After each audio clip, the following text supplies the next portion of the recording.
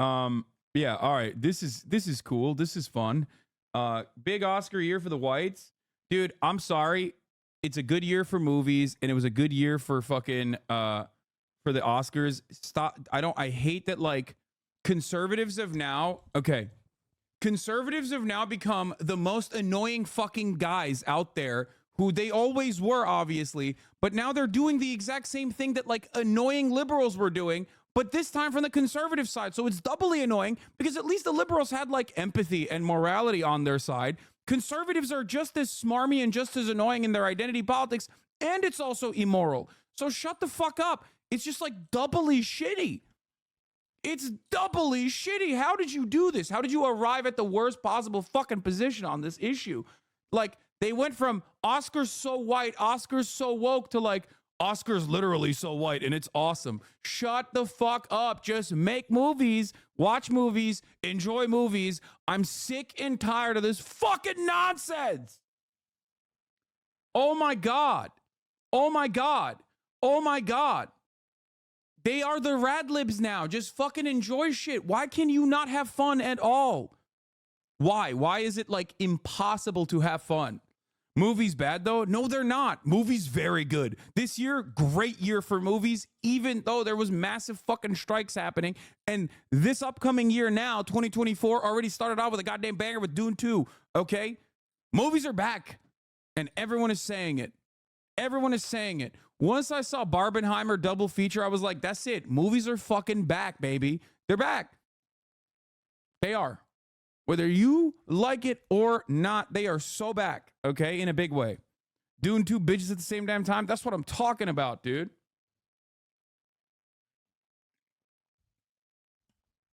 I love that they're erasing the historic and well-deserved win of Davine Rudolph from the holdovers. Yeah. It's just like, it's lame. Please talk about Al Pacino announcing Best Picture like he was reading a menu. Yeah, I know. Well, he's Al Pacino, so he can do whatever the freak he wants. But anyway, let's do the recap real quick, and then I'll get to the conservatives fucking complaining and being like, oh, wokeness is dead. I saw Sydney Sweeney's titties. It's like, dude. None of the things that you are mentioning are political, okay? The Oscars is still incredibly fucking libbed up. It was always lived up as an institution. And obviously, as a liberal institution, it has some conservative reactionary values, right? That's the reason why you see like open applause for 20 Days of Mariupol, which it deserves for the record. But then like it's relatively controversial to talk about Gaza in similar terms. Like there's obviously like some reactionary shit, some liberal shit, some things that are permissible, some things that are not. The notion that like Cillian Murphy winning Best Actor is somehow woke or not woke is idiotic. It was stupid when the fucking Radlibs were talking about it under similar terms as well, by the way, to be like, oh, wow, this is really messed up. I can't believe like they're not celebrating enough like people of color as actors. Like it was dumb. But they were right. Morally, they were right because an argument is to be made about more diversity, more representation, which makes better cinema overall. So on that front, there's at least a little bit of a crumb of like truth to the argument on there's a what? Why are you a rape apologist? Bro, what is happening, my boy? What the fuck? Where is this guy coming from?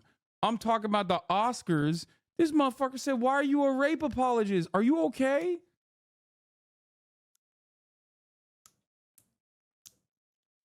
Dude's been following since 2021, previously 1 month subscriber. Are you all right? Take your medication, dog. Take your medication, homie. Big homie, take your medication.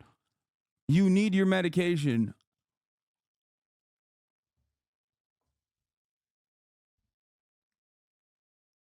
Anyway.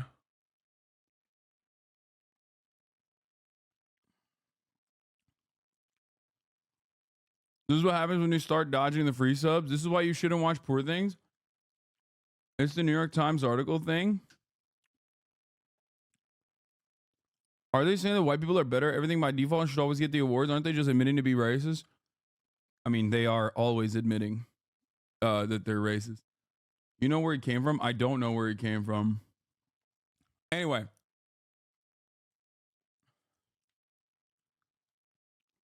I genuinely don't know because I don't have Twitter anymore on my phone. So I literally just like post and then like yesterday when I was watching the Oscars, I saw the zone of interest speech and I was like, oh, I want to tweet about this. I literally ran upstairs, grabbed my laptop, tweeted, and then closed the laptop, never looked at it again.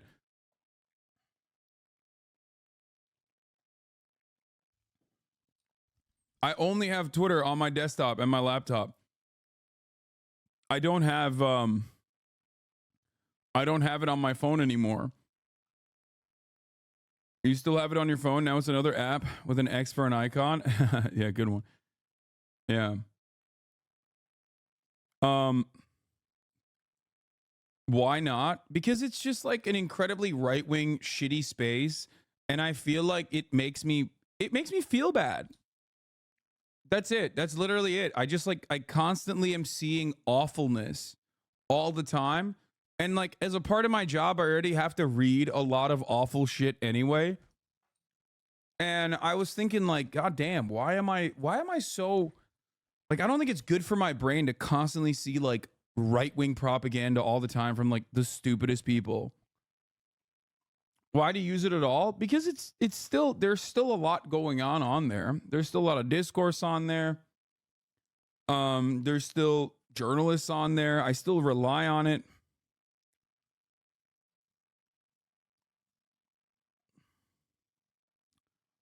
Like there's a level of usefulness still to Twitter. It's just that it's not useful for me to be on it all the time.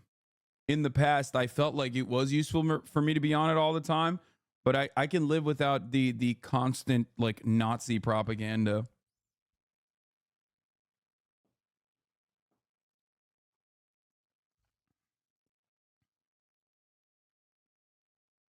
What? Everything now show just a fan of yours from 2010's comedy Tumblr and Twitter. Andrea Streeter, cheers. The fuck's going on? Chatters are talking to one another. Shouts out Andrea Streeter. What is happening here? Stop talking to one another. This is I feel like when the class is talking to each other, calling everyone Nazi, of course. Yeah, I know. I can't believe I'm doing that. Like, what's next, dude? Are you going to say VDARE is a white nationalist institution? Wow, dude. They're just national socialist, okay? Except they're not even socialist at all. They're just nationalist and just want to restrict immigration to whites only. What do you mean? That's like perfectly valid position, I think. Anyway, how do you say teacher in Turkish? It's a hard one. Öğretmen. There's like 4 letters in there that you don't have in the English language. Move over to Blue Sky to get inundated with drama posts and dick pics? No, I hate Blue Sky too because Blue Sky also has the same. Blue Sky is like the mentally ill leftists who are like all radlibs who say stuff like, you know, it's ableist to talk about Gaza or some shit. I don't fuck it. I can't even come up with something clever. Okay, no, it's just I don't care. I don't want to hear about like blue sky liberals either. Blue skies for the 37-year-olds who everyone else muted in 2018. Yeah. So.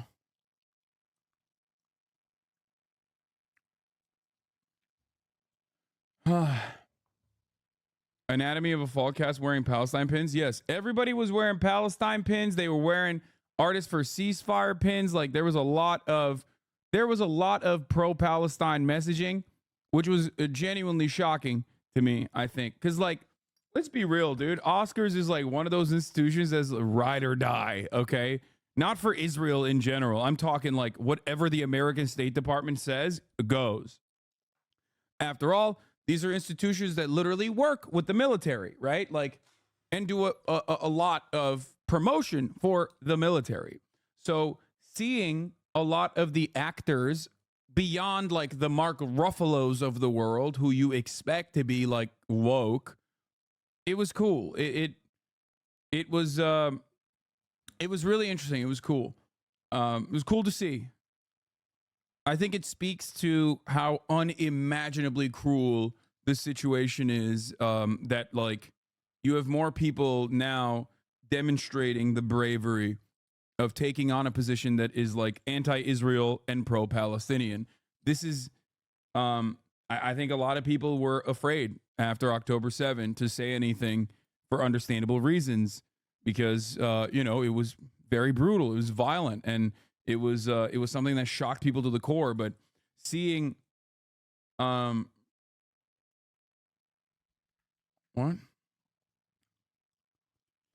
Wearing a ceasefire pin, but not saying the actual word is the same equivalent as when celebrities were posting black squares on Instagram worthless. No, it is not the same.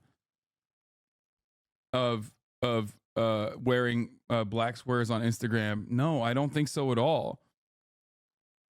No, I think it's a pretty fucking solid statement. At this point, it's not even anti-Israel to say ceasefire. It's not, but pro-Israel people do regard it as anti-Israel because fucking it's insane. Yeah, they're saying like Billie Eilish is a dude. I'm telling you, she's wearing an anti-Semitic Hamas supporting red button. She's a bigot. Like, that's what I mean. There is a lot of like psycho shit that we're going to talk about in a second. Let me just go through this. Inside the theater, Al Pacino made everyone nervous with the way he casually mentioned Oppenheimer while announcing Best Picture. Here it comes. And my eyes see Oppenheimer. Yes. The biopic about the father of the atomic bomb also won Best Actor, Best Cinematographer. Let me tell you something, okay? You know who I actually was shocked by? What I was expecting more from? Cillian Murphy. When he said, I'm Irish to the bone, I was like, oh my God, he's doing it. He's going to say Free Palestine. And then he capped it off with, shouts out to all the peacemakers around the world. We're living in a post-Oppenheimer world. Shouts out to all the peacemakers around the world. I was like, come on, bro. Come on. You're literally Irish. Your existence there on stage is like, this is the most pro-Palestinian country on the fucking planet in the Western Hemisphere. What are we talking about right now? The global North.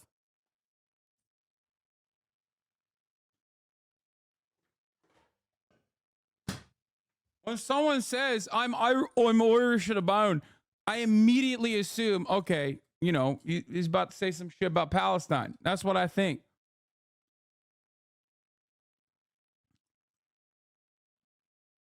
Anyway, Irish people aren't that left-wing law. Look at the history of the Irish Free State.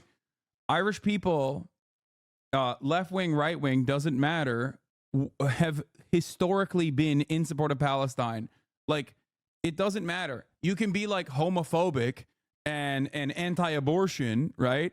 And still be pro-Palestine, which I just described like half of the Irish government's position. Well, not the government, but like the Irish population's position just now. Like they've always seen Palestinian oppression as a dual struggle, like in a similar vein to the oppression that they face from the British.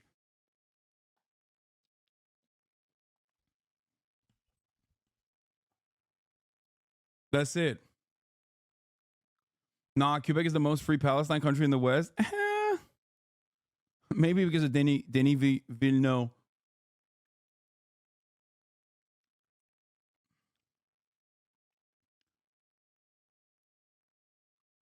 So, anyway, do you think, and forgive me if I missed it, but I feel the Finns are more performative, specifically in Billie Eilish's case, where she won, had a pin and a platform to say something she already has, and was still silent. I'm not saying it's their job, but I don't know. The pins really mean anything. I mean, it's the least. There's a reason why many people don't do it, because it is like, it's still a statement.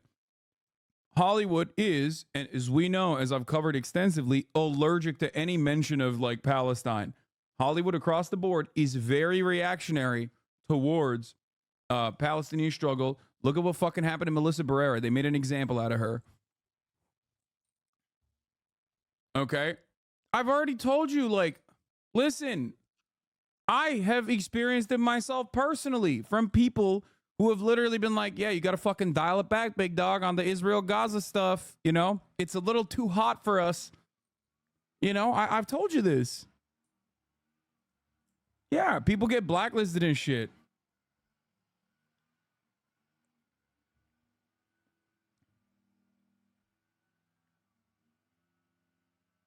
Anyway, so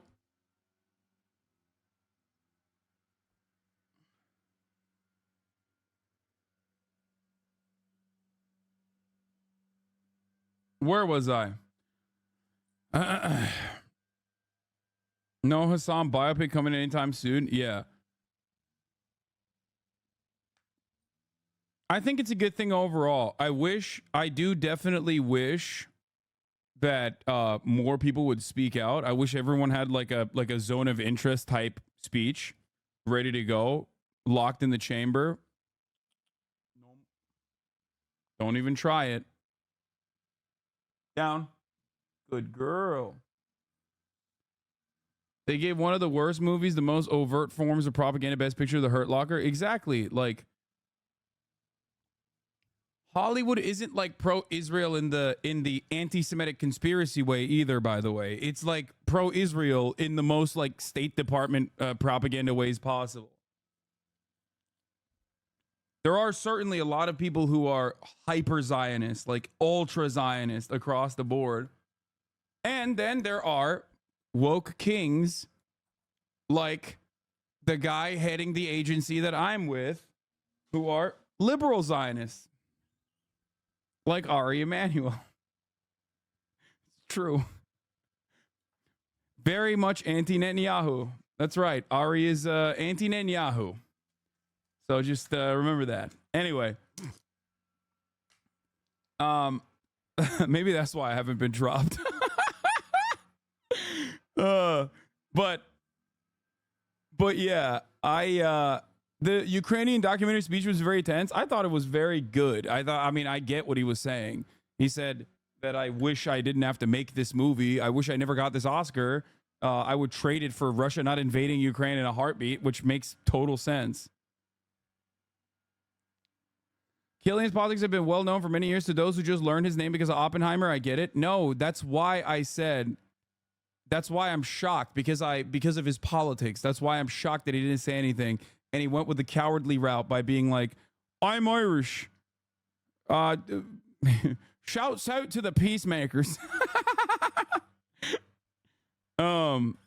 Anyway.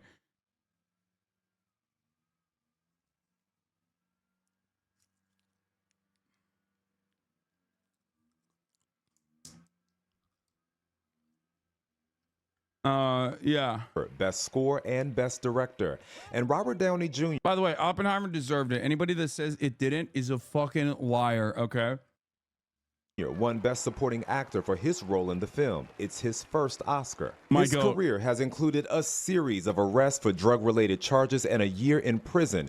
Okay, everybody needs to fucking dial it back, dog. Jesus Christ, dude. That's a crazy way to approach the story. I know that they're trying to say like, okay, rehabilitation works, like, but goddamn, dude, just let the man fucking. He thanked his wife for helping him turn his life around. I'd like to thank I'm a veterinarian. I meant wife, Susan Downey over there.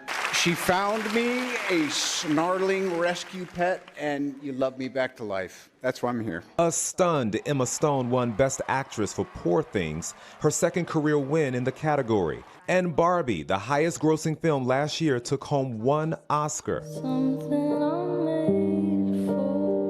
Dude, I think I'm Just Ken got robbed on this, straight up.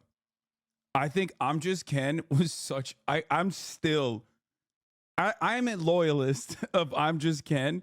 I think that's a great song. Unironically, such a good song.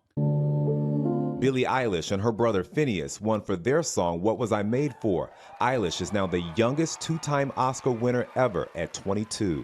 We won 2 years ago, and that still hasn't sunken in or gotten normal. It doesn't make sense. Later, Ryan Gosling, who played Ken, performed the movie's other nominated song, I'm Just Ken.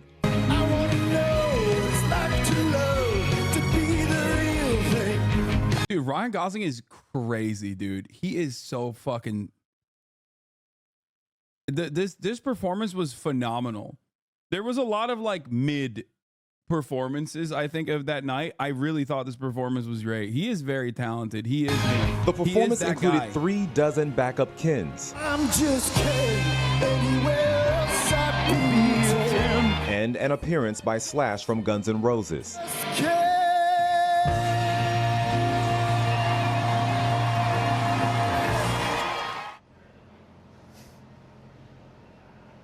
Yeah, it really was a good show. And one of those Ken backup dancers says that the group practiced for 2 days in the theater lobby, sometimes until 10 o'clock at night. It's wild. Yeah, you're right. Well, he's not even a singer primarily is not true. I think he was in like an indie band or something, right? Early on in his career. So he definitely has like, he has that dog in him. He certainly has that background. But Man's Bones, is that what it's called? Killers of the Flower Song Nom was good as well. He was literally in the Mickey Mouse Club. Lamau, not a singer, my ass. Yeah, he definitely is like a very talented guy. He definitely is a very talented dude. So it's not shocking to me that he just kind of clapped up. He was not, I guess the point is, he was not like a 100% singer-songwriter. And there were 100% down singer-songwriters there that actually didn't do as good of a job as him. All right, let's get to this. I think this is the most important part of the night, from my perspective at least. Like, I thought the John Cena naked stuff was funny, but I'm going to talk about Jonathan Glazer. Jonathan Glazer is the director and now Oscar Award winner for Zone of Interest. I have not seen Zone of Interest yet. I really, really want to watch it, but I understand it. I get it. I've seen Zone of Interest type movies at the very least a million times over, even though this movie in and of itself does not go the played out cliche route of the Holocaust movies, some of which are phenomenal and obviously masterpieces. Others are basically just fucking, just rehashing the same like Oscar bait stuff.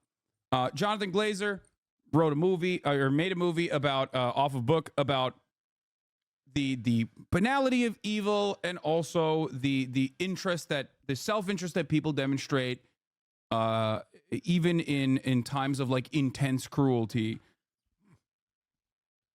Tragedy Oscar bait is the normal trope, yes, but I think that it takes a very interesting, very different look talking about the normalization of cruelty. Exactly, like how normal people operate next to fucking Auschwitz, right? And I think that is obviously a very important story and a very important framework, especially considering the parallels between what is going on in Gaza, right? The normalization of cruelty that comes with a fascist government. And we are there. We're there. This is like what's going on. And what's going on in Israel is a great parallel. And I would have been shocked, like I said, like I tweeted yesterday, I would have been shocked if he didn't actually bring that up. But he did.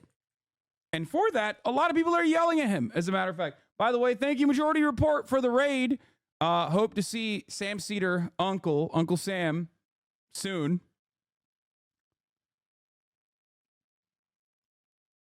Okay. I'm going to have him on the broadcast in a little bit. I said, Glazer made a movie about the banality of evil during the Holocaust. It would have been odd if he didn't mention the parallels to Gaza. Respect for saying something to an otherwise hostile room. Remember, they booed Michael Moore's speech for criticizing the Iraq War. Jonathan Glazer calls for a ceasefire, highlights the importance of separating political conflicts from the shared humanity and suffering experienced by all involved parties. So, you mean the Nazis are shouting at him? Jonathan can glaze my zone of interest anytime. Okay. Jonathan Glazer's speech was blacklisted from the Oscars YouTube account, Lamau. Yes. Yes. Here's the thing, okay? And look, let's just hear what his speech is, and then I'll go through it. Thank you to the Academy for this honor, and to our partners A24, Film 4 Access, and the Polish Film Institute, to the Auschwitz-Birkenau State Museum for their trust and guidance, to my producers, actors, collaborators. All our choices were made to reflect and confront us in the present, not to say, look what they did then, rather look what we do now. Our film shows where dehumanization leads at its worst. It shaped all of our past and present. Right now, we stand here as men who refute their Jewishness and the Holocaust being hijacked by an occupation which has led to conflict for so many innocent people. Whether the victims of October the...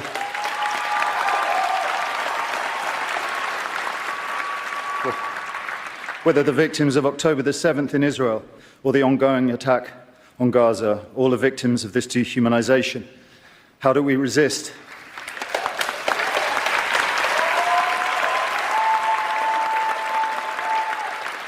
Alexandra Bistron Kaladziejczak, the girl who glows in the film as she did in life, chose to. I dedicate this to her memory and her resistance. Thank you.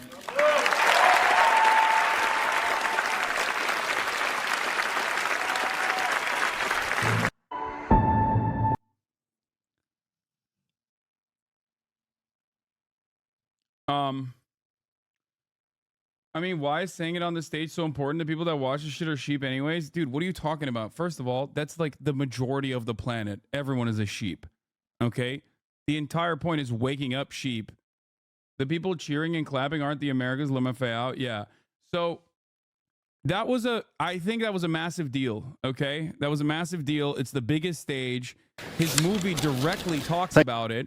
He openly says using Judaism and the Holocaust in the name of like contributing to atrocities that people face akin to like the similarities are there, the mechanized version of death that befalls upon a largely civilian population.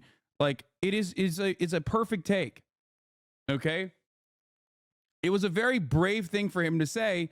And the reason why it's a very brave thing for him to say, obviously, like a lot of you are brain broken from hearing me constantly fucking talk about this, but there's a very big difference between me talking about this on my stream versus saying it at the fucking Oscars after winning as a Jewish man, winning a award for your movie that literally talked about the Holocaust. The fact that you're bringing that up there, he is the perfect person to talk about this, okay? The perfect person, the singular perfect person to talk about this on that stage was him. And he did it. He used the moment. So, I mean, it's just like he has literally all the backing and all the credibility. And guess what, dude? The ADL is fucking big mad, of course. So many ultra-Zionists are so unimaginably ass-pained over this shit, okay? There was, what is that? Noah Tishby lady was like, I cannot believe how fucking anti-Jewish the Hollywood liberals have become. And it's like, dude, what the fuck are you saying? You are the most delusional person on the fucking planet, dude. They are all Hamas supporters. Like, fuck you.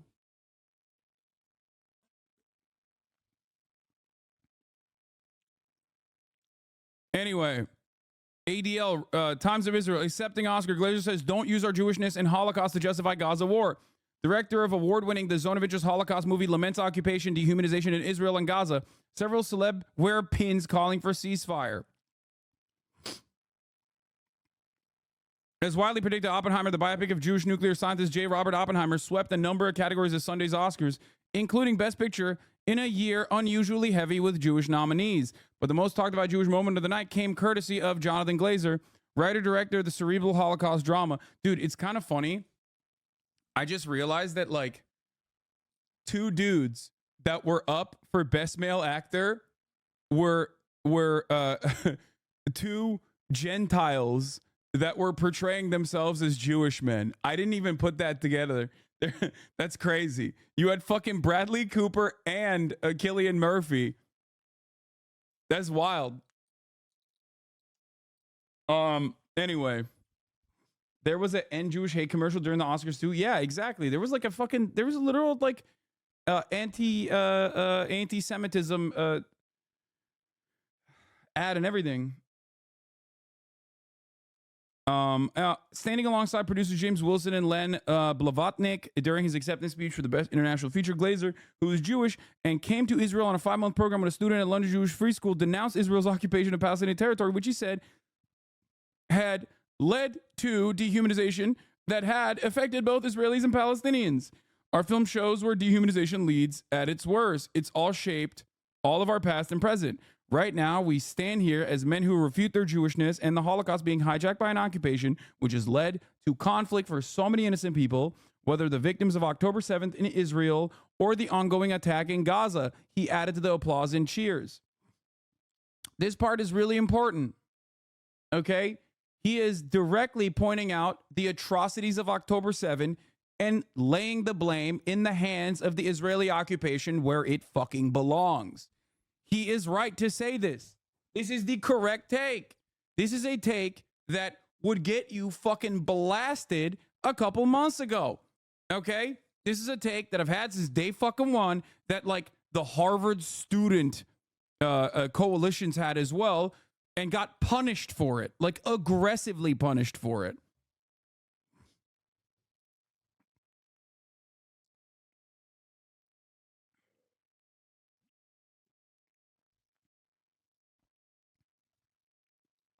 Did you see all the lying monsters intentionally cutting the quota? We denounced our Jewishness. Yeah, I don't know what happened. I don't know what they were saying, but Jonathan Glazer, you hijacked the Oscars for a naive, selfish, and vile narrative blaming the victim. Gaza was not occupied on October 7. Yes, it was. Yes, it was. Glazer's reference to Israel's war in Gaza came after pro-Palestinian protesters snarled traffic around the Dolby Theater as Oscars kicked off.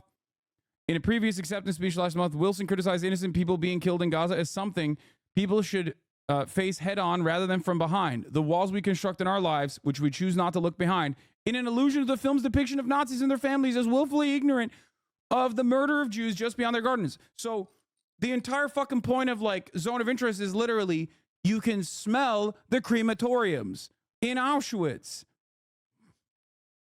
You can smell it. Some people know what it's about. Other people don't. But you should be fucking curious as to what's going on. And many people just know. They know. Deep down inside, they know. They hear the screams. That's the whole point. Okay? That's the whole fucking point.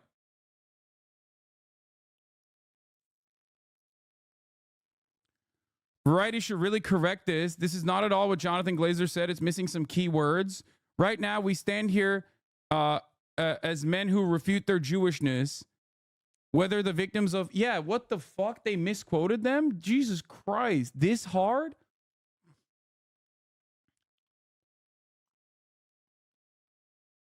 They purposely misread his speech, basically this. I simply cannot fathom the moral rot in someone's soul that leads them to win an award for a movie about the Holocaust and with the platform given to them to accept that award by saying, we stand here as men who refute their Jewishness. This is a good fucking... What the fuck? The full quote, we stand here as men who refute their Jewishness and the Holocaust being hijacked by an occupation which has led to a conflict for so many innocent people. Ben is so mad about it. Of course he is. In Jonathan Glazer's Zone of Interest, you don't see one Jew. Those are the best Jews, according to Glazer. The faceless victim screaming in the distance. Ironically, he's the villain, picking up awards from the bodies of these anonymous dead Jews while ignoring the living ones getting slaughtered in Gaza envelope by genocidal murderers. Bro, that's crazy. Ben is the most Israel-coded American Jewish man I've ever seen. Like, down to the fucking wire of, like, just the aggressive militant attitude. Like, how did you develop this, dog? You grew up in Los Angeles. If you say stuff like this, you have to be wearing capri pants and DJing, okay? Like, this is, I'm wearing capri pants and I'm DJing and I'm saying Hamas terror babies energy. You grew up in LA. What the fuck? It doesn't make any fucking sense. Where did you develop this? You don't even listen to techno music. You are not allowed. If you don't listen to the worst techno you've ever fucking seen, you can't have this energy, bro.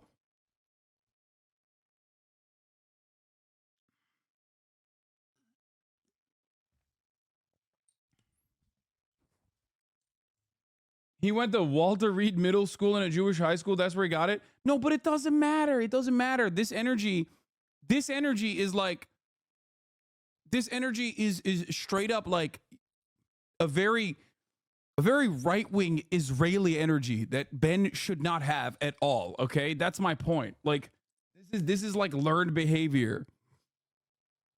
Anyway, you are surprised to learn that the world has more sympathy for the victims of a genocide, the Palestinians, rather than its perpetrators, Israelis. I heard from many people you are the best the right has to offer, but this tweet suggests you are an incomplete Israel apologist. I mean, he is, yes.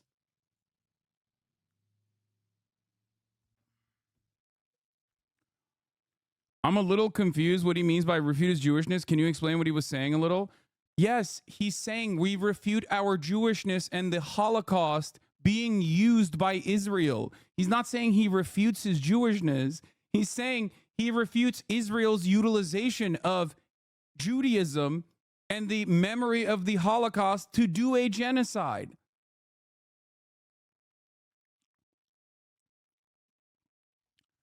That's crazy, dude.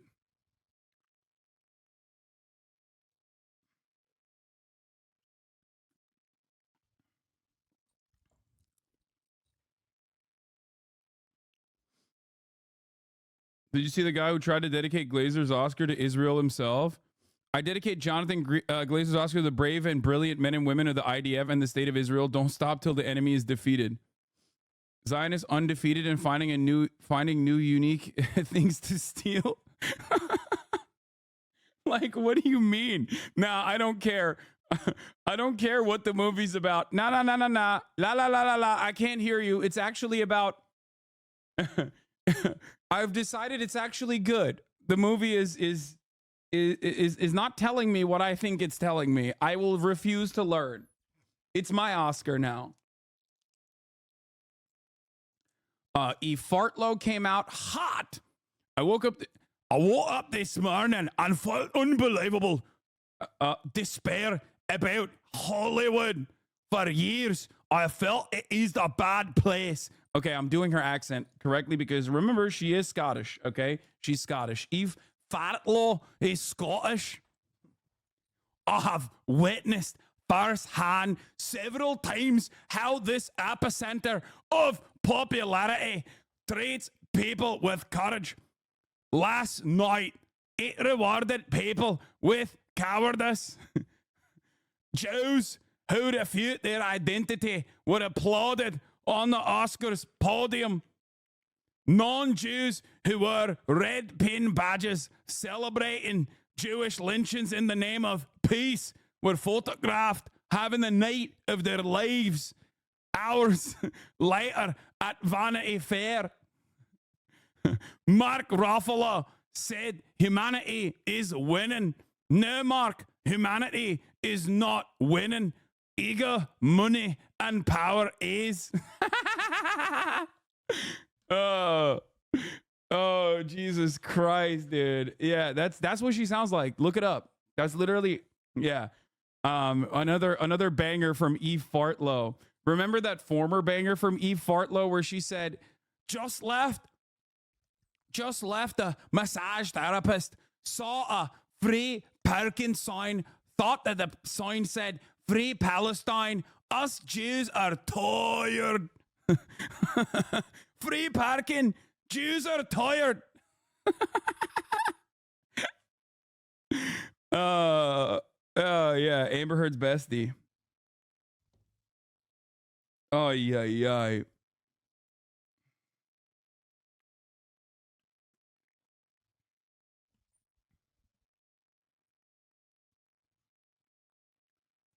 Anyway.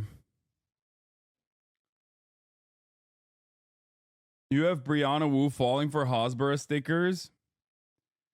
Babies are occupiers too. Free Palestine by any means necessary. There is no fucking way this is real, man. Oh, God, she's so stupid. It's crazy how stupid she is.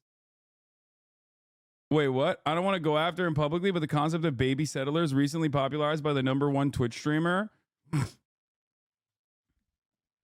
Then that person never been in Twitch? Wait, what? Yeah! Yeah! That's right. That's me. Classic.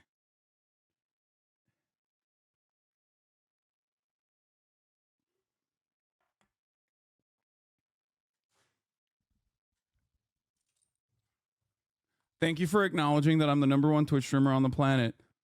Everybody stop saying Kai Cenat. Guys, stop saying Kai Cenat. No, she means me because I'm the #1 Twitch streamer. I sent another one of those earlier. It's so fucked. How do people not see this as fake?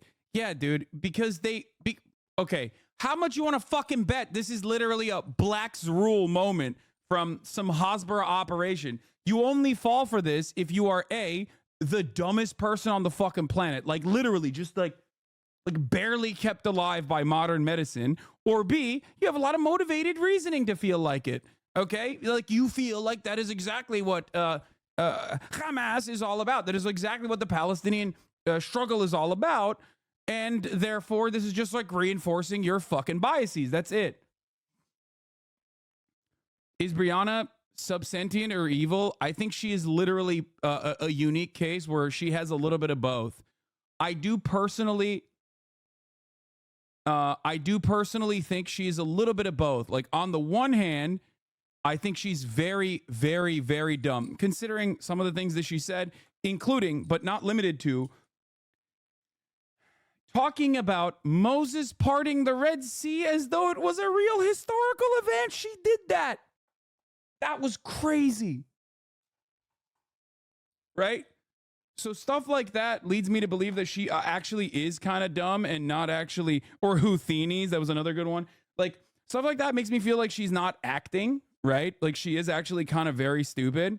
But I do think that it's, you know, there's a level of like, there is a level of clout engineering that plays a role in her behavior as well, considering that like she didn't have any positions at all on this stuff until recently and realized like this will give me an opportunity with like, I don't know, maybe like DNC staffers or some shit for Rebellion Pack. So I do think that it's like a careerist moment for her too.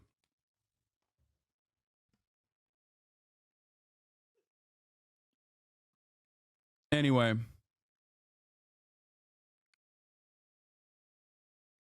It did happen. He did it with a Beyblade. Yeah. She gets too much credit for people, even though her entire career was making one of the ugliest games ever made. Got famous for being yelled at by guys like Quarter Pounder and Milo, and she looks like Marilyn Manson during his court appearances. Oh my God. Jesus Christ, M. Hood. Yeah, this was pretty funny. I said Biden's take on Palestinian lives are disgusting. No other words. He mentions the 30K killed by the IDF as though they're victims of a natural disaster. To which Brianna quote tweeted me, apparently. I didn't even know. Yeah, I was absolutely disgusted by his plans to literally build oceanic infrastructure to ensure steady supply of food gets to the Palestinian refugees. Oceanic infrastructure. What ocean? Does Israel have an ocean near it? Why do these people... Here's a very cool way to like recognize that someone is stupid, but portraying themselves as like intelligent, okay? Trying to present themselves as intelligent, okay? It's a sea. It's not an ocean. But she said oceanic because in her fucking mind, it comes across as like intelligent to say oceanic. Just say build a fucking port. That's it. But she doesn't want to say that because she wants to like genuinely elevate. Like for a lot of dumb people on Twitter, she wants to come across like more intelligent than she actually is. Anyway, it's fine. It's besides the point. Oceanic infrastructure. To ensure a steady supply of food gets to the Palestinian refugees, no matter what Netanyahu decides. What an asshole. To which Talia Jane absolutely fucking cooked her ass. Talia said, I remember years and years ago when you didn't bootlick for genocide or proudly carry water for meager half measures that could easily be resolved by forcing fascist freaks to stop blocking existing aid.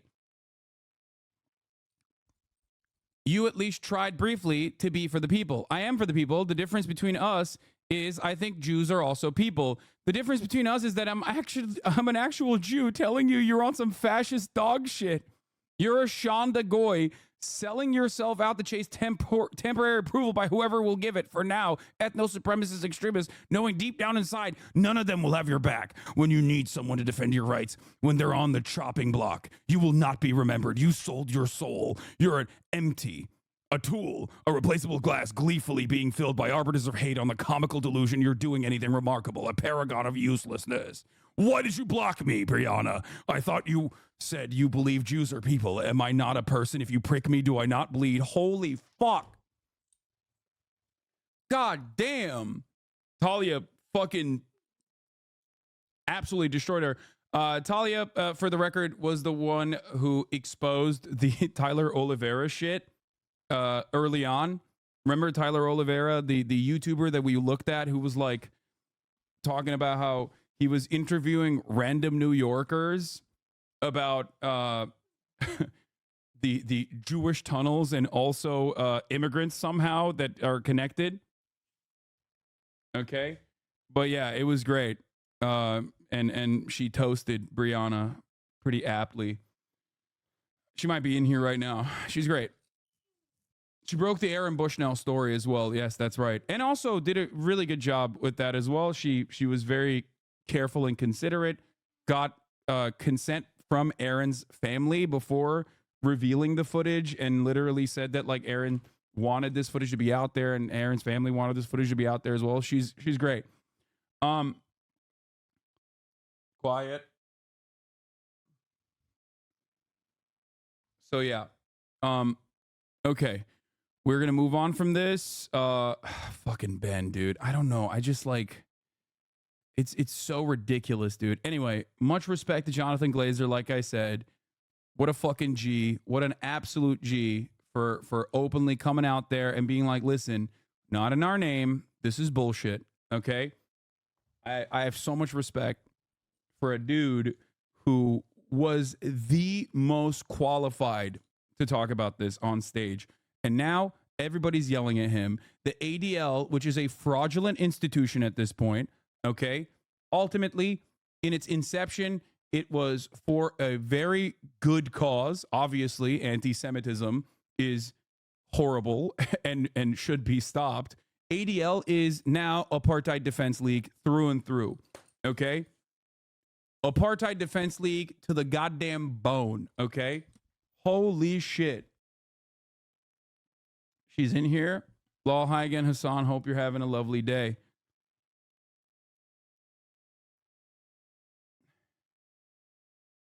What is this? Brianna is on some straight Nazi shit. What is this? Good morning, trans Twitter screaming at me for... I don't care. Don't show me any more stuff of Brianna Wu, okay? It's irrelevant. Like, even when she says dumb shit, it is irrelevant, okay? Hi, Talia. It is irrelevant. Brianna does this thing where, like, she's just farming. She's farming the other fucking dumbasses on Twitter. That's it. Twitter is now, like, unfortunately, a right-wing shithole full of the dumbest people you've ever fucking seen. And you can get hugboxed by them if you agree with them. That's it. And that's what Brianna is doing.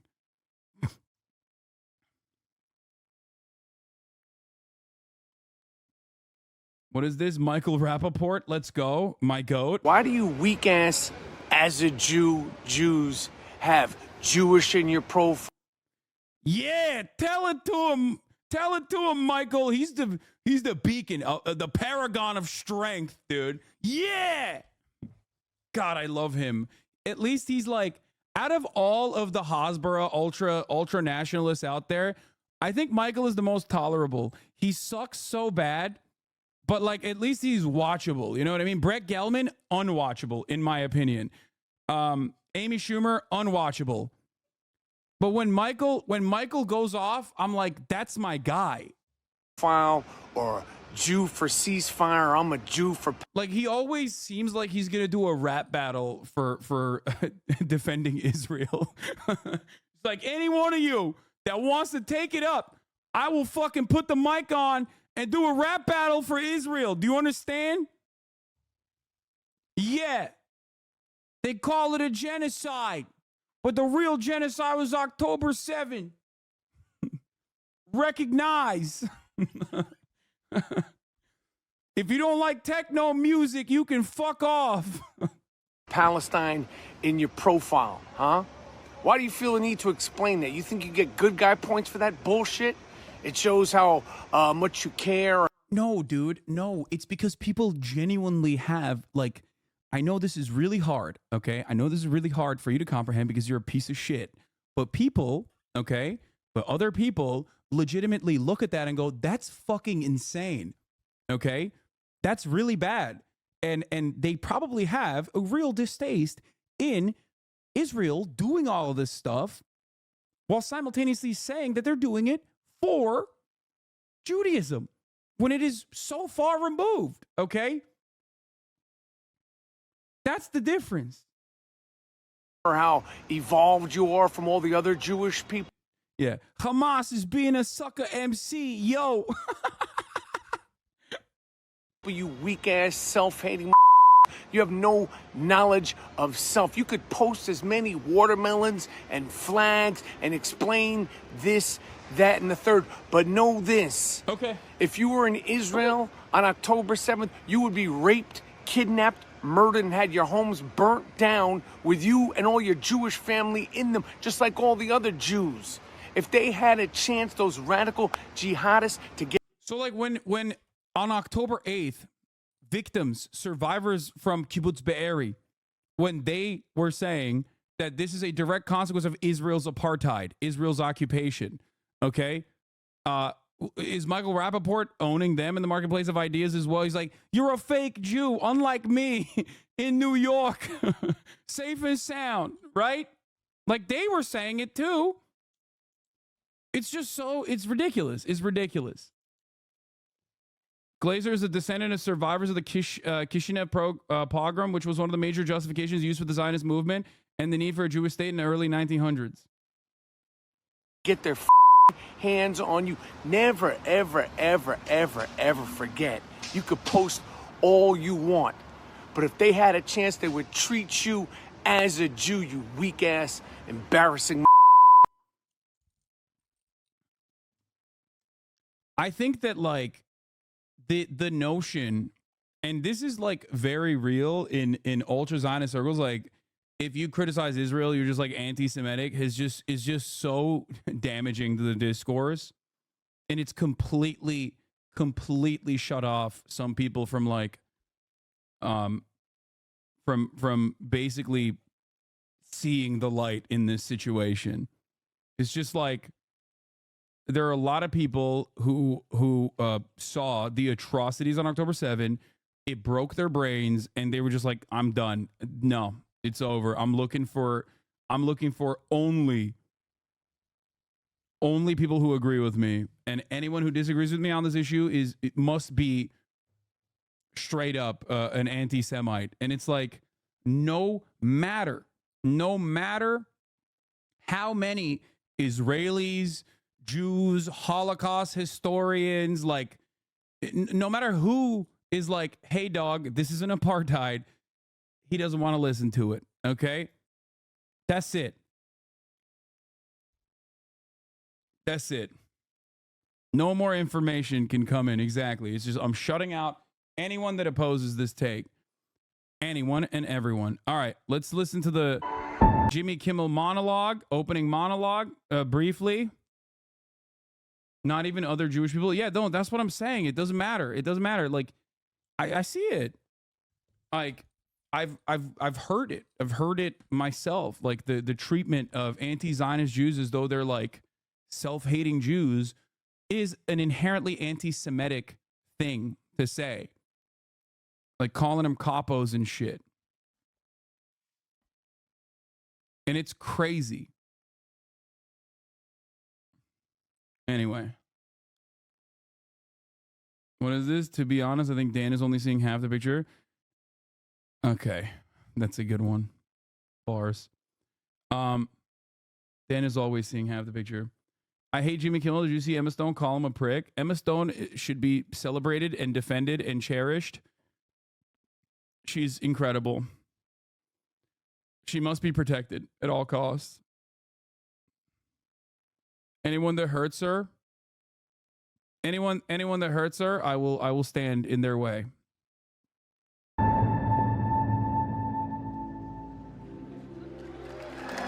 No, she stole Lily's Oscar.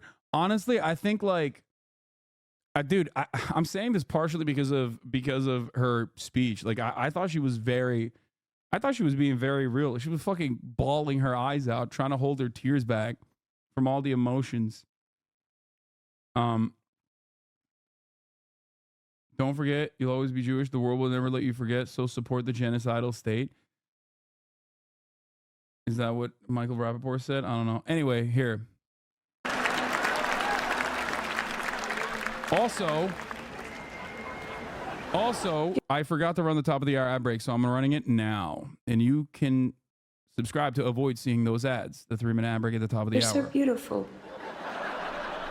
I know. I was just thinking that. I haven't eaten in 3 weeks. Emma Stone disrespected people struggling with anxiety disorders. Fuck her. Are morally abhorrent because you are laughing, and laughter in a world that is succumbed to so much inequality and injustice means that you're basically laughing at the victims. You are laughing in a world where no one is, right? In a world where the lesser fortunate do not have the capacity to laugh.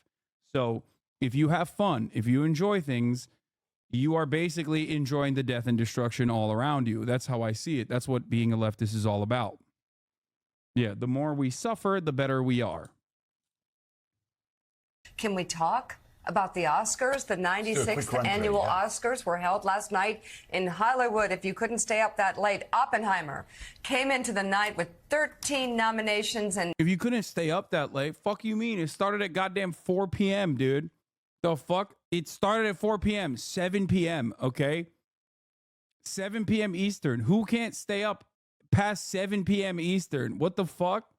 Ended up with the most wins, including Best Picture. Morning Joe is talking to an audience of one. Joe Brandon is talking to an audience that woke up. This is at 4 a.m., okay? 4 a.m. Mountain Time, I guess. So what is that? What would that be? Best Actor for Cillian Murphy. Best Supporting Actor for Robert Downey Jr. Americans think there's only one time zone. My friends, this is MSNBC. Okay? It's not like this is CNN International. It's not like this is the BBC. Okay? This is a East Coast television program speaking to a broadly American audience. So the notion that like this was too late for the East Coast is hilarious. They specifically made it earlier, I think. Emma Stone won Best Actress for her role in Poor Things, and Best Supporting Actress went to Divine Joy Randolph for her role in The Holdover. Damn, she did a great job with that name.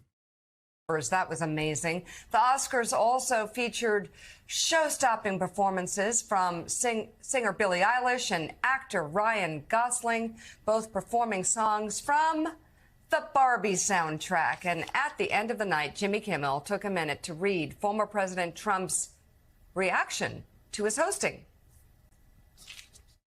I just got a review, and I think there's something to be said about Donald Trump's poetic writing being funnier inherently than Jimmy Kimmel trying to make a joke out of it. Has there ever been one's a natural, the other one's trying too hard, is what I mean. a worse host than Jimmy Kimmel at the Oscars? His opening was that of a less than average person trying too hard to be something which he is not and never can be. Get rid of Kimmel and perhaps replace him with another washed up but cheap ABC talent. See if you can guess which former president just posted that on Truth. Anyone? No? Well, thank you, President Trump. Thank you for watching. I'm surprised you're still. Isn't it past your jail time? Okay, and here we go. That's the thing. He just does. I guess he doesn't understand. He just keeps walking into traps. He keeps. You know, again, it's like an old fighter that's past his prime. The things that may have worked, that may have been disruptive, 2016. Everybody knows what's coming. So he's the butt of the joke for millions and millions of people last night. Well, two things can be. Yeah, Oscars never famously made fun of Trump before. This is the first time. True, because while he keeps losing and having problems along the way, especially legal problems, he's developing a whole new bench, a whole generation of young, I would say Republicans, but I think it's safer to call them Trumpers, who lie like he does, and they don't care. And who will lose? Like Katie Britt. Who will lose? We'll get to that in a minute. Yeah. What actually pissed off right wingers was the joke Kimmel made about RDJ's former drug use. PBD tweeted about it. It's all very silly. Conservatives are desperately looking for things to get angry at, and I think that and I think they're failing to find stuff, and that's what's going on here. You know what I mean? Yeah. But they'll lose too. I mean, this is the pathway to loserdom. And we've been seeing that over the weekend. You've been seeing the reaction to Biden's State of the Union address. You've been seeing the really stupid reactions from people that said he was going to be asleep. Now it's like, oh, he's too jacked up. And, oh, he's like, that's all what is certain it? Which do you want? networks had. Yeah, exactly. Do you want him to be? Yeah. Okay. Yeah. Good cut. All right, let's get to some serious news in the next 30 minutes. Well, actually, you know what? Let me see if I can have Sam on right now. Let's see. Uncle Sammy.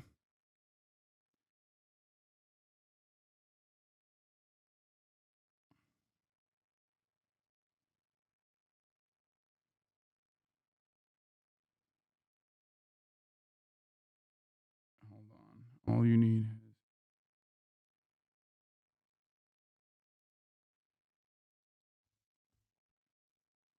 They're saying John Cena was going through a humiliation ritual to join the Illuminati. Oh, that's funny. I love that. Tension between President Biden and Israel's Benjamin Netanyahu over the war in Gaza. The Israeli prime minister is pushing back against the president's comments last week when Biden said Netanyahu is hurting Israel more than he's helping. Chris Lipset. Yeah, we're going to be talking about Biden's interview. Okay. This is the RDJ clip while we wait. Wait, okay. And congratulations to Cillian's co-star, Robert Downey Jr., who is, this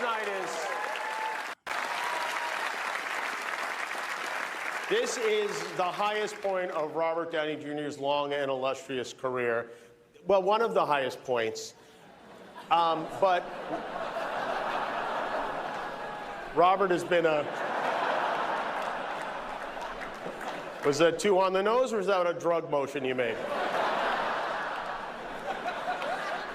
But look at him. I mean, look at this guy. He's so handsome, so talented. He's won every award there is to win. Is that an acceptance speech in your pocket, or do you just have a very rectangular penis?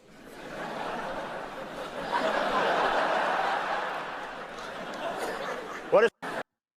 Ugh. A qualified dirtbag joke that wasn't even funny. Jimmy Kimmel does this on the night Downey wins his first Academy. It's people like Jimmy Kimmel that turn people off from watching this garbage. It's as if Kimmel is envious of how much RDJ is loved. Yeah, I think it's like a whack ass joke, but who gives a shit ultimately? He was being a decent sport about it. It's a bad joke in general, but like, I don't know, getting fucking this mad about it is like pretty funny. As you say, everyone is a lib. Exactly. Every single person is a liberal at the end of the day. My uncle smoked crack with him in MacArthur Park. That's awesome. Did you see Mulaney cooking his bit? I did. John Mulaney did a pretty funny bit. Even made fun of Madam Web. And then the John Cena joke was like pretty funny as well. It's like a classic overall. Yeah, I mean it was fine. It was fine. The one redeeming quality theater kids have is their ability to not be themselves, and these award shows are them being their hollow selves, which is why it's so cringe and terrible to watch. I like the glitz and glamour and the celebration of cherished artists and art in general. I do think cinema is art. I do think movies are art, and it's a pretty valid form of art. So, it's fine. I don't really give a shit.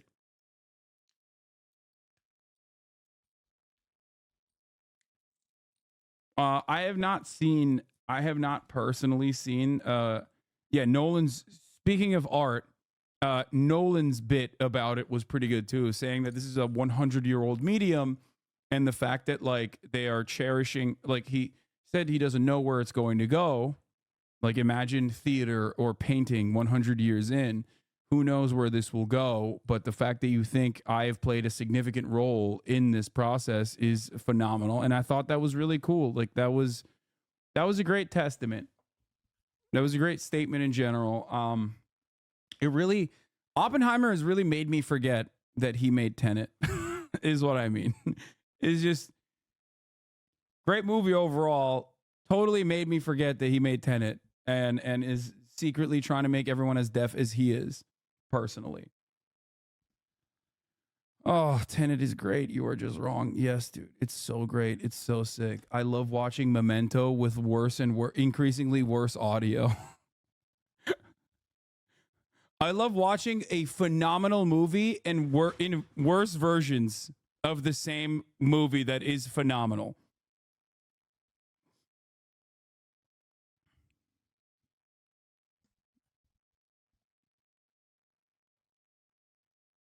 Nolan's legacy on audio makes being awful. I mean, that part is true. Unlimited budget after a banger is a Hollywood trope. Yeah. Instead of the story moving backward, the audio does. Dude, listen, I 100% believe that, oh yeah, thinking must hurt. Sorry, you're a himbo. Yeah, dude, it's so, Tenet, it makes you question everything. Yeah, it did. It made me question why it is so hard to hear the characters. Okay.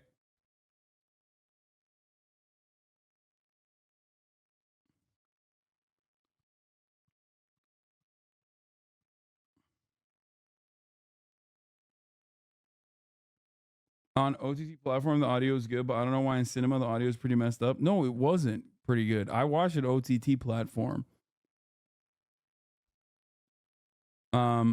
Here are the pins for Palestine. Artists for ceasefire.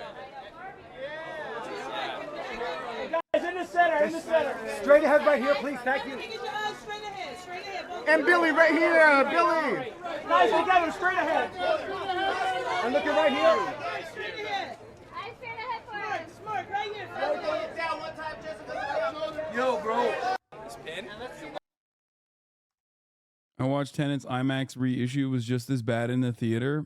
Yeah. Anyway. What?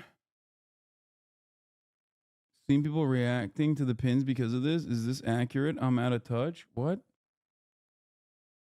Blood of butchered Israelis is on their hands, literally. Apparently, people don't realize that's where the Oscar red pin comes from. I'm floored. How could they not? What? Dude, this has 37 likes. What do you mean? Like, you saw a tweet with 37 likes and you were like, this is discourse? They're saying the pin is actually butchered. The bloody hands in the pin are actually not Palestinian hands, but instead Israeli hands. Is that what you're saying?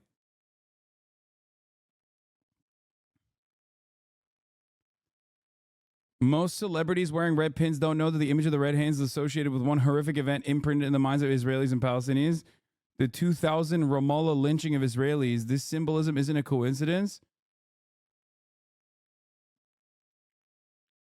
Yeah. That's, I mean, dude, it's not that shocking. Yeah, dude. Yeah. Israel invented, blood on your hands. That's right.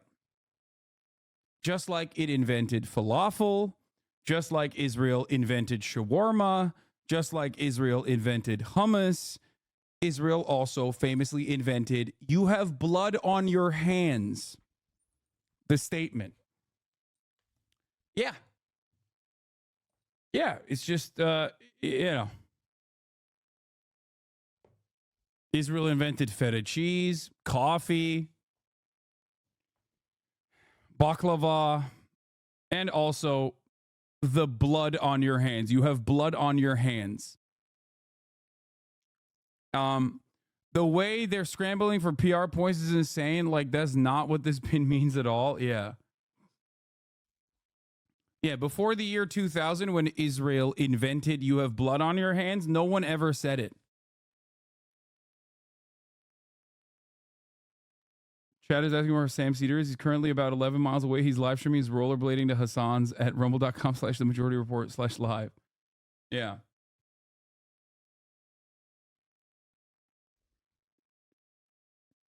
Yeah. Israel also invented civilization in the Middle East, invented democracy also.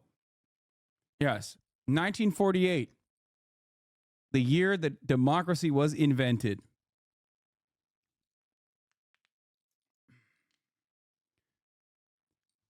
They invented Qaddaif too. Yes, of course. And also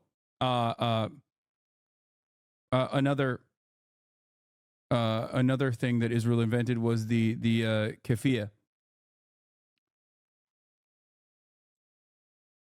Just a lot of stuff. All right. Speaking of the last bit of the insanity and the conservative reception to the Oscars, wokeness is dead. Well, that was surprising, says Elon Musk. Best picture, all white cast. Best supporting actor, white guy. Best actor, white guy. Best actress, white chick. Best director, white guy. How fucking desperate are you to turn around and utilize Oscars so white, but then say it's like a positive? Winning an Oscar now just means you won the woke contest. Guess I was wrong.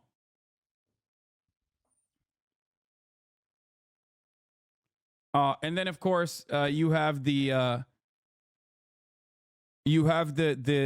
John Cena was actually doing a humiliation ritual for the Illuminati takes. Twitter is just insane now. It's just insane. Winning an Oscar now just means you won the woke contest. They should rename it as Wokewood or Holly Woke. Yes. Just the greatest discourse, dude. Just the greatest fucking...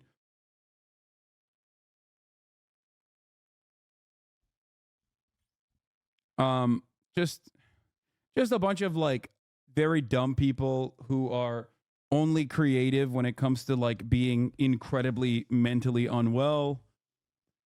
Elon caught workshop in that tweet.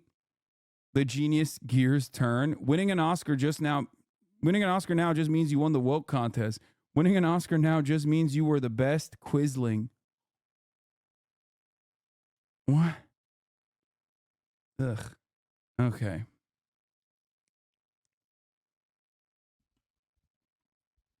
I think it's worth noting that I have not sent you an Elon link in several months now, by the way. I know, it's pretty funny that it's not even Megaphonics anymore. It's everyone else has become Megaphonics. RD hates people talking about his past. I get it, dude. He's like moved on. I understand it. I think it's like lame as hell to just constantly reducing a man to what he once was is a really shitty thing to do, especially when he's like overcome great odds. Right? Addiction is a thing that you carry for the rest of your life. It's a great burden, and it is very, very, very difficult to overcome. And people just like bringing up RDJ's past like that over and over again for like a shitty joke is pretty lame. Robert Downey Jr. is who we're talking about. Also, Godzilla -1 won, and their cast had Godzilla -1 heels that they were all wearing, which I thought was pretty sick. The Palestinian protest shut down the Oscars tonight. Humanity wins. One question about Gaza. Yes, we have to.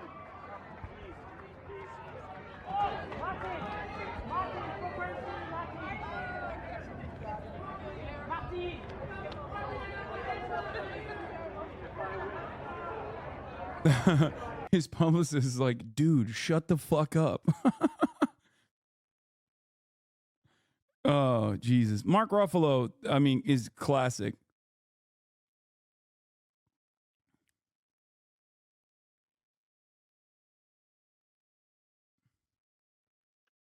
The heels are made by a Japanese brand named Hazama. Their designer is Matsurosuke.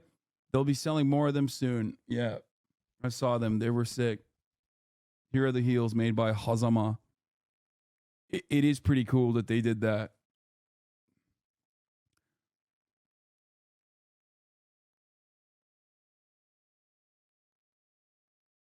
I still haven't watched Godzilla -1, and I do want to. See ScarJo on SNL? No, I did not watch SNL.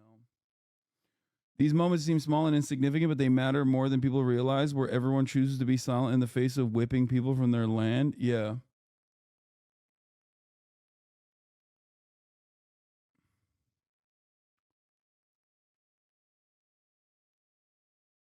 Godzilla -1.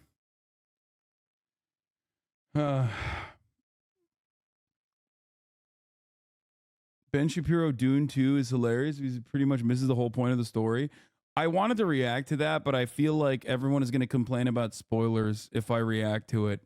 And I just don't want the fucking onslaught of chat crying about how they still haven't seen Dune 2 as I lose my fucking mind and as I find myself in the throes of mental illness slowly but surely.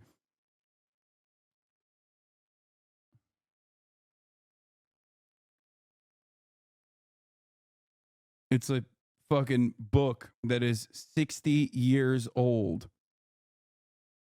And multiple movies have been made about it.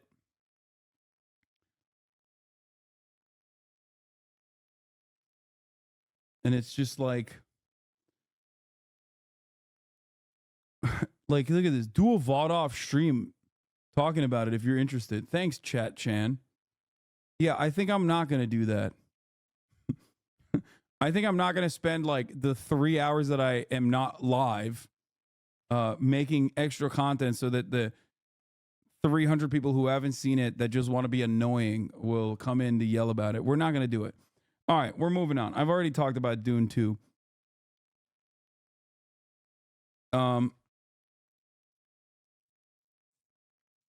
So let's get to Israel. Joe Brandon had an interview where he talked about red lines, one of them being invading Rafah, where the remaining millions of Palestinians in Gaza are trapped inside of, basically, which was supposed to always be a safe zone, devoid of Israeli incursions. Turns out there are no safe zones in Gaza, which we already knew about. Netanyahu very openly making him look like a fucking bitch, by the way, making Brandon look like a bitch. Let's take a look. Has the report. Amid the mounting humanitarian crisis in Gaza, Israel plans to invade Rafah, a Hamas stronghold, but also a refuge to more than 1 million Palestinians. President Biden was asked if that would be a red line. It is a red line, but I'm never going to leave Israel. The defense of Israel is still critical. So there's no red line. I'm going to cut off all weapons. But there's red lines that if he crosses, you cannot have 30. He's like, there are red lines, but there is no red lines where I'm going to cut off weapons. Like, he can't even get himself to say, like, do not invade Rafah where all the civilians live. You fucking animal. Joe Biden, you old, demented, genocide-dare piece of shit. Oh, my Lord. What an awful way to try and communicate to the entire world that you are definitely not asleep at the wheel. Holy shit, 34MKD50. Thank you for the 50 gifted subs. Jesus Christ. 250, 100 gifted subs.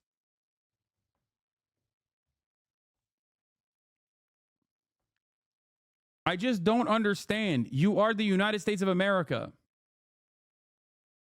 Check this post. I feel like libs can't maintain the bloodlust without backlash. Together we stand. I mean, this is the least shocking thing to see in Houston. Houston has more ultra-Zionists than New York, okay? I don't think people understand. Houston, Dallas, these are the real areas, hotbeds of ultra-Zionism. Evangelical Christians. You've never seen a televangelist church sermon if you do not understand this take.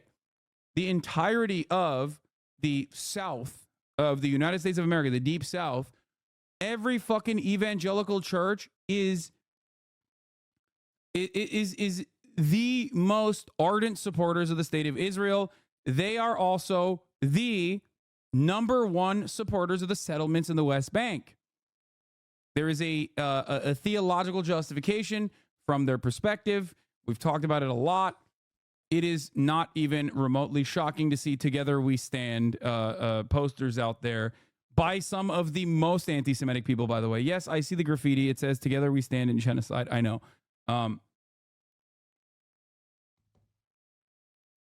Yeah, this is something to remember. The two people I knew in college who were really pro-Israel were evangelicals with an Israeli flag and a poster of Reagan in their room. Yup. Biden, once again, doing the worst, trying to fucking communicate a position that is, comprehensible. And then Benjamin Netanyahu taking Biden's position that is already incomprehensible and making it comprehensible, claiming that Biden is actually offering a red line, and then saying, fuck your red line. 1,000 more Palestinians dead. In response, Israeli Prime Minister Benjamin Netanyahu vowed his military will go to Rafah regardless. I have a red line. You know what the Joel Sivera, thank you for the 5 Get the subs. red line is? That October 7th doesn't happen again. Never happens again. This week. Bro, you are responsible for October 7th more than anyone else, okay? You are. Oh my God. Okay. Marks the start of Ramadan, the Islamic holy month, a time of prayer and fasting, but in recent years, violence as well, over Israeli restrictions on accessing Muslim holy sites in Jerusalem. Summer Sinijlawi is an activist with the Palestinian political party Fatah. I wish the Americans will be able to put more pressure in the coming few days. It's a ticking bomb situation. It's a ticking time bomb. Nobody can tell you what could happen. Something will happen. Now, President Biden continues to push for a ceasefire deal in exchange for dozens of Israeli hostages still in Hamas captivity for 5 months. But despite that punishing Israeli ground offensive and now the beginning of Ramadan, Hamas refuses to make a deal. Gail? All right, Chris Livesay reporting from Israel. We thank you. Fox News alert. President Biden calling out Prime Minister Netanyahu as Israel defends itself from Hamas terrorists who murdered more than 1,200 Israelis and still hold more than 100 hostages. What is your red line with Prime Minister Netanyahu? For instance, would invasion of Rafah, which you have urged him not to do? It is a red line, but I'm never going to leave Israel. The defense of Israel is still critical. So there's no red line. I'm going to cut off all weapons so they don't have the Iron Dome to protect.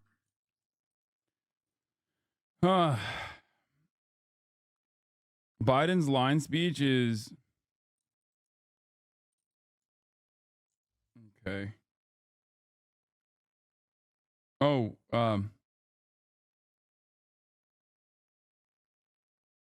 on. I'm waiting for the groomer, the dog groomer to be here as well, but Sam Cedar is landed. Let me see if I can find him real quick.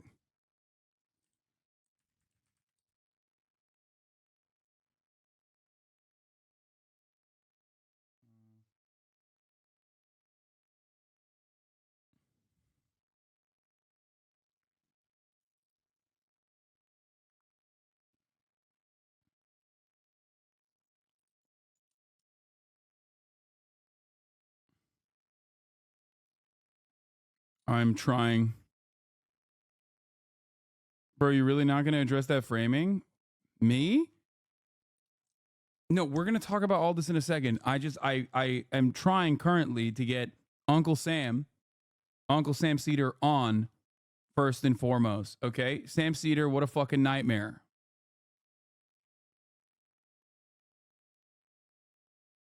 Oh my God, Sam Cedar, what a fucking nightmare.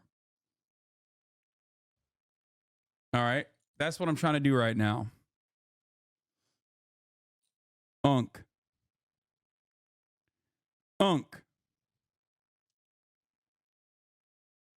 Here's something for Hogwatch later. Kansas Hogs beating on Biden in effigy.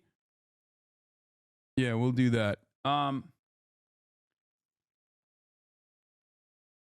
you figure it out?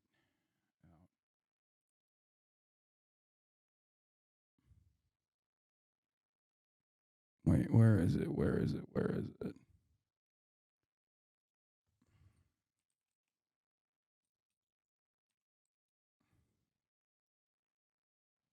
I think we figured it out. All right. Wait, what? This might not be the correct one. I'm going to give a video call hoping that this is the correct one. Hello? I do this? That was Sam Cedar, everybody. My real uncle, Sam Cedar, and not my fake imposter uncle, Chunk Weigert. Doing the most.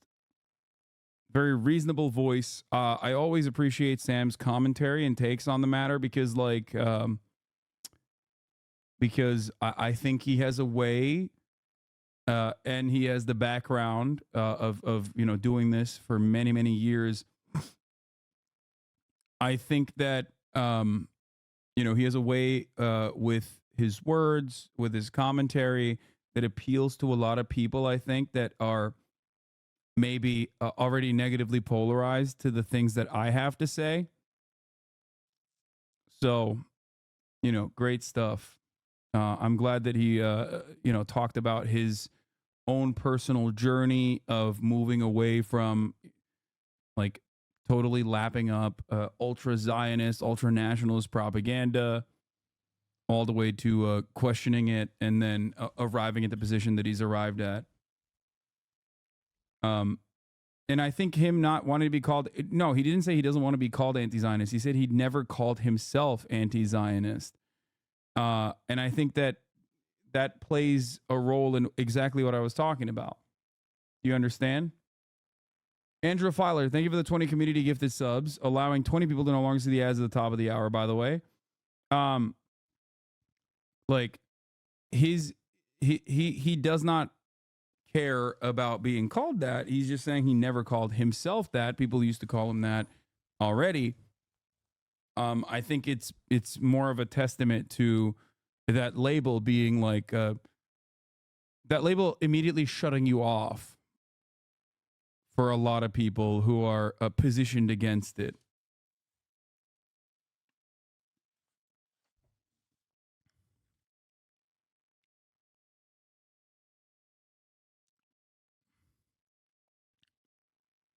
Yeah.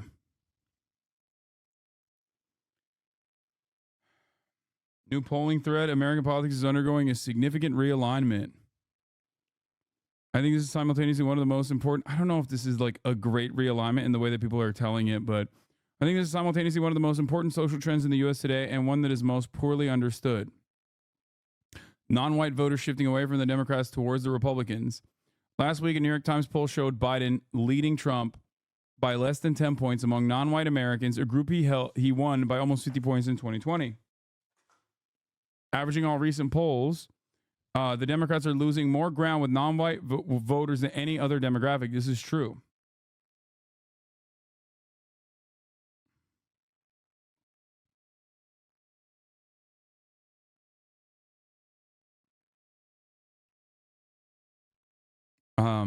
People often respond to these figures with accusations of polling error, but this isn't just one rogue result. High-quality, long-running surveys like this from Gallup have been showing a steepening decline in Black and Latino voters identifying as Democrat for several years. I've said this already. I think it's a consequence of in prior years, Latinos or Black voters that didn't vote for the Democratic Party just stopped voting. Nowadays, there are more and more people in said demographics that are voting in the opposite direction. That is the new part. America's Gold Standard National Election Survey shows a similarly sharp decline, with non-white proximity to Democrats now at its lowest since the 1960s, before the Civil Rights Movement and the 1964 election, which aligned Black voters with the Dems and against the GOP. So the non-white shift away from them seems very real, but what's driving it? One factor is fading memories. The Civil Rights Movement and 1964 realignment formed very significant and very strong political bonds for the people who lived through it, but this is less true for more recent generations. The bond between young Black Americans and Democrats is far weaker than among older cohorts. I don't think everyone appreciates that the familiar young favored Dems Old favor Republicans gradient we see in the U.S. population overall is inverted among the black population. The oldest black Americans whose political allegiances were formed in the 1960s and 70s identify as Dems over reps by a margin of 82%. Among the youngest black voters who have grown up in a very different socio-political environment, the Democratic advantage is just 33%. The changing image of the parties regarding class and income is also a factor. In 2020, the richest third of voters favored Dems for the first time. Yeah. And the Republicans improved with the poorest. The GOP now appeals to working and middle-class voters of all ethnicities. I think that not doing enough, specifically not doing enough for the working poor, for the working class in general from the Democratic Party is, and this same principle existed in the Texas GOP and how they were able to dominate the Latino voters in Texas in perpetuity. This very same principle exists nationally. Okay? Remember, one side offers nothing to you. The other side at least offers a solution and a fake problem. The same principles behind like showing yourself as a macho candidate. The same principles behind like all of the other forms of bigotry that definitely persist in every every subsect of the American population is absolutely, in my opinion, part of the reason. Democrats aren't giving you anything, but the Republicans are at least like preserving your guns, protecting you from, protecting you from having your guns be stolen from you, or not letting your children get queer or whatever kind of fucking madness that they create. And also multiple decades of right-wing sentiment being expressed by both parties as it pertains to deregulation and tax cuts for the wealthy. Tax cuts in general. Obviously, tax cuts for the wealthy are not presented as tax cuts for the wealthy. Tax cuts for the wealthy are presented as tax cuts for the poor. It's sold to the American population as tax cuts for the poor. The starving the beast narrative that was born out of the Reagan years created a worse and worse government, increasingly worse government that was underfunded with a hyper focus on only funding one institution, the military. And that in my opinion, plays a big role in why people are way more willing and able to not fucking want to fund the American government at all. They're like, why the fuck would I go on Bad Empanada's fundraiser stream? I cannot. Bad Empanada is unfortunately banned from Twitch. I cannot go on his stream. He is doing an UNRWA fundraiser right now. And it's great. And I highly recommend you go show support to it. I personally cannot go on his stream while I'm live, however. Okay?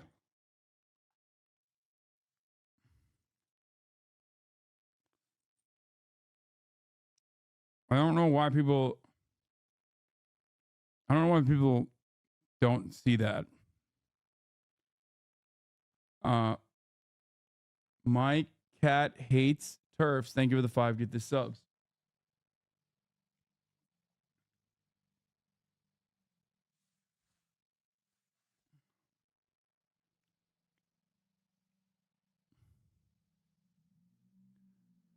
So beyond that, but fading memories and increased competition for working class votes are fixable problems. So long as these voters' values remain fundamentally aligned with those in the Democratic Party, the right reason, policy, or rhetoric can win them back. However, much more ominous for the Democrats is a less widely understood dynamic. Large numbers of non-white Americans have long held much more conservative views than their voting patterns would suggest. Their values are very much not aligned with the party. Now, and this is why I think the Hispanic voting bloc, which is very diverse, obviously, especially with like very specific carve-outs for Cuban voters and Venezuelan voters in places like Florida, for example.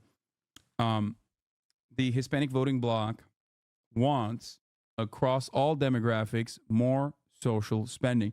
I would say that the black voting bloc also has similar inclinations. Social safety nets are very valuable and very important. These are voter blocs that have not gotten their fucking brains lasered with American austerity and neoliberalist propaganda in perpetuity in a similar vein. They recognize the value in social safety nets. They still have somewhat of a belief in the government actually helping them, not in the same way that like white voting blocs have completely lost sight of that reality. However, that principle is changing because the Democratic Party is also not doing anything on that front either. So when that happens, and one side is not offering you anything and saying, no, things are fine, the other side is racist, and they are, by the way, make no mistake, they are fucking racist. If one party, the Democrats, keep consistently saying, you have to vote for us defensively, you have to vote for us defensively, you have to vote for us for harm reduction, you have to vote for us because if you don't, then the racists are going to come in and charge. Most Americans will do that for 2 election cycles, but then they're going to fucking tap out. And many had tapped out for a while. But the other side is at least offering them a clear-cut reason for why they're experiencing economic hardships and volatility, even if it is a red herring, even if it is a false reality. Why are you angry all the time? It's not because the wealthy are robbing you blind. As a matter of fact, it's because gay people. It's because abortion. It's because this. It's because that. And obviously, it's different for the black voting blocks versus like Hispanic voters and whatnot. But the reality of the matter is, one side does not even work to try to address the problem and show what the accurate reasons for said problem are. The other side at least gives you a false analysis and then turns around and says, I will also help save some of the things you care about. But Republicans literally use non-whites as scapegoats and demonize them as non-American. I don't get it. You will never get it if you don't. You will never get this if you only are thinking with the old mindset.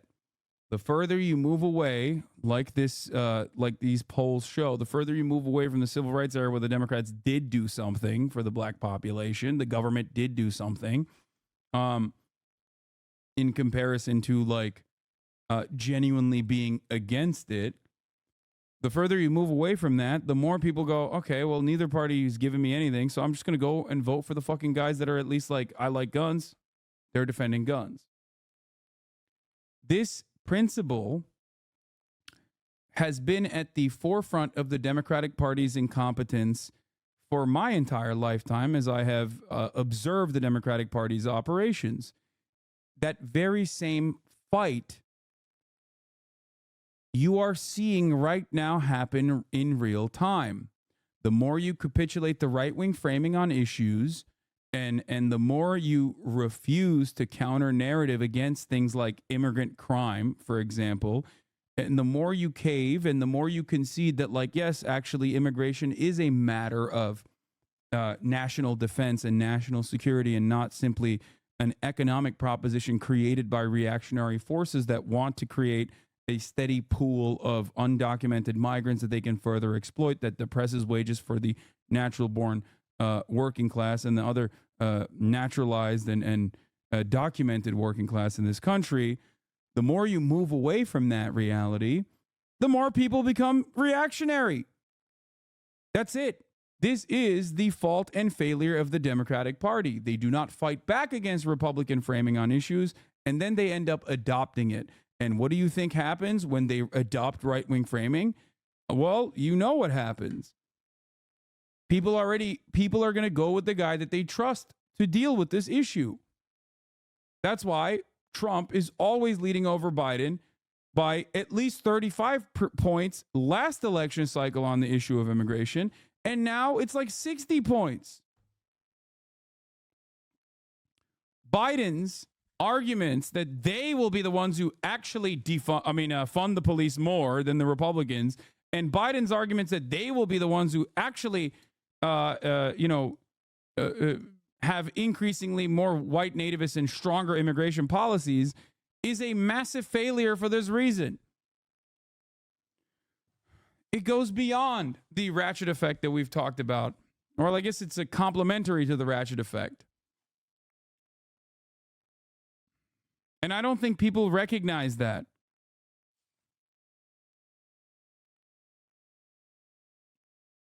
That's it.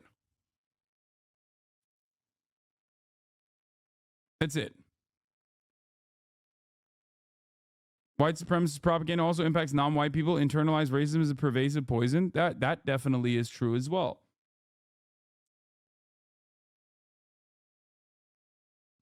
Wait, sorry, just asking for clarification. The Republicans want illegal migrants for labor exploitation? No, every capital. This is devoid of like the two-party structure.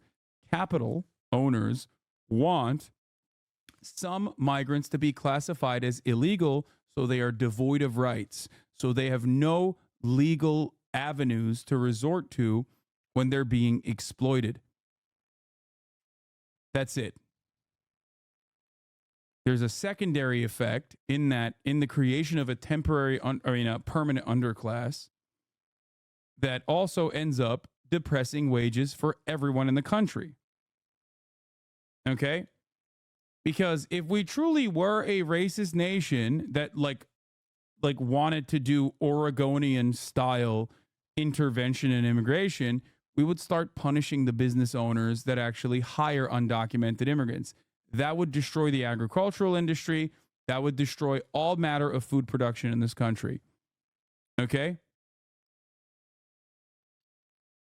Like, real racism in the Pacific Northwest was being for the abolition of slavery and being for making slavery illegal because you didn't want to even be around black people. Okay? This is a fact. Like, Oregon was a full-blown, no black people allowed state. They didn't want slavery because that meant slavery meant having black people live alongside white people. Okay? It's literally more racist somehow.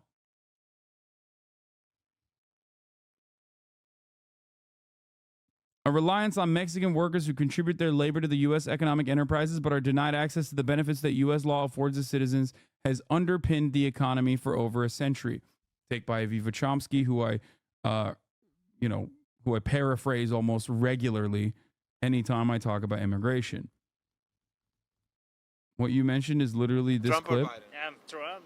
¿Por qué? No muchos inmigrantes, como nosotros también somos inmigrantes, pero no mucho. No más. No más. Llegaste, pero no más. Exactamente, no más.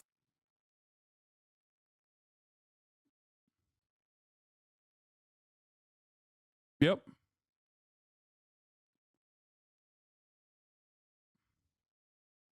I don't agree with you on how illegal immigration depresses wages. The academic consensus that illegal immigrants don't decrease wages. No. The academic consensus is that immigration doesn't depress wages, and that is true. The academic consensus is on immigration not depressing wages. Illegal immigration does depress wages. No, both the studies show both.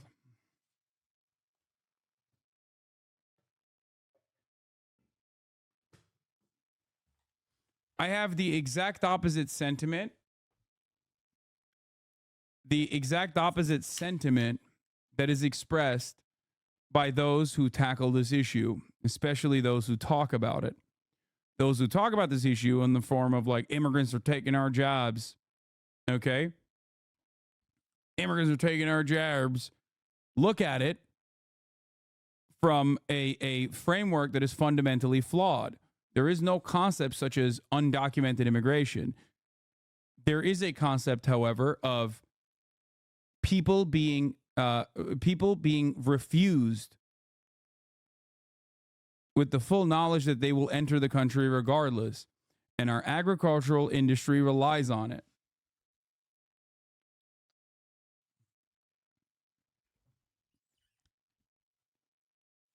Sorry, you got banned because you're not subscribed. Oh, dude. I love this study.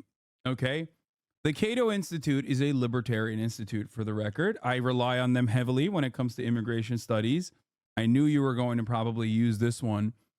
This doesn't show what you think it shows, first and foremost. Okay?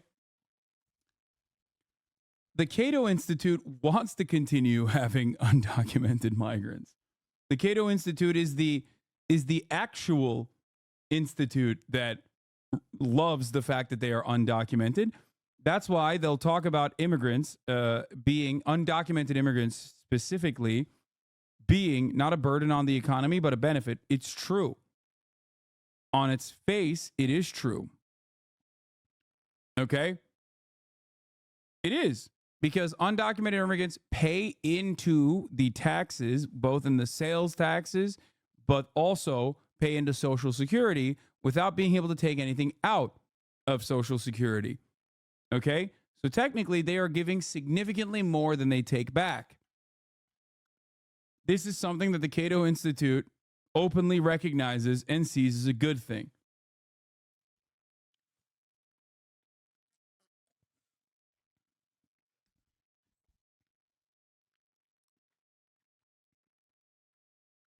Anyway, every undocumented immigrant pays into taxes, even property tax, so the notion that they're undocumented is laughable. Yes.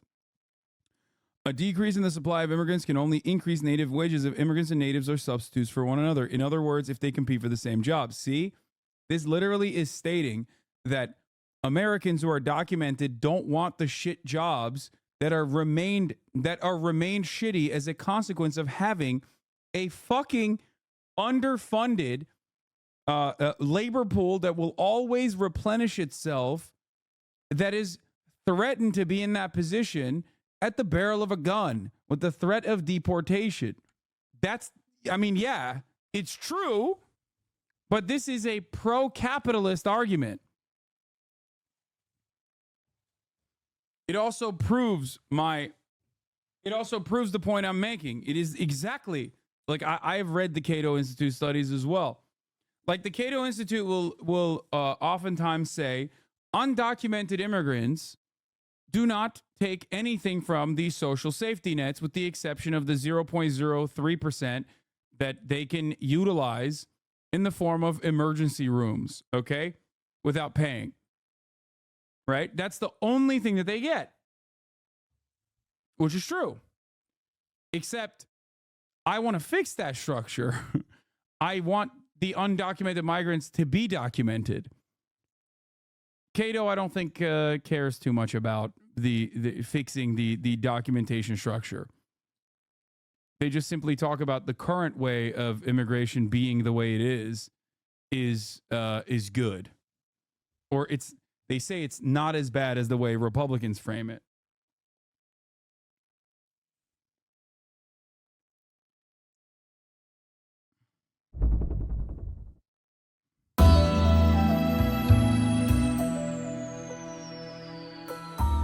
Here is the godfather of this sort of thinking, Milton Friedman.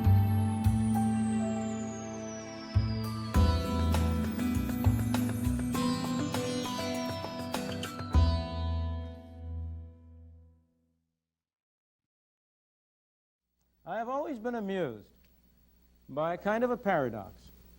Suppose you go around and ask people.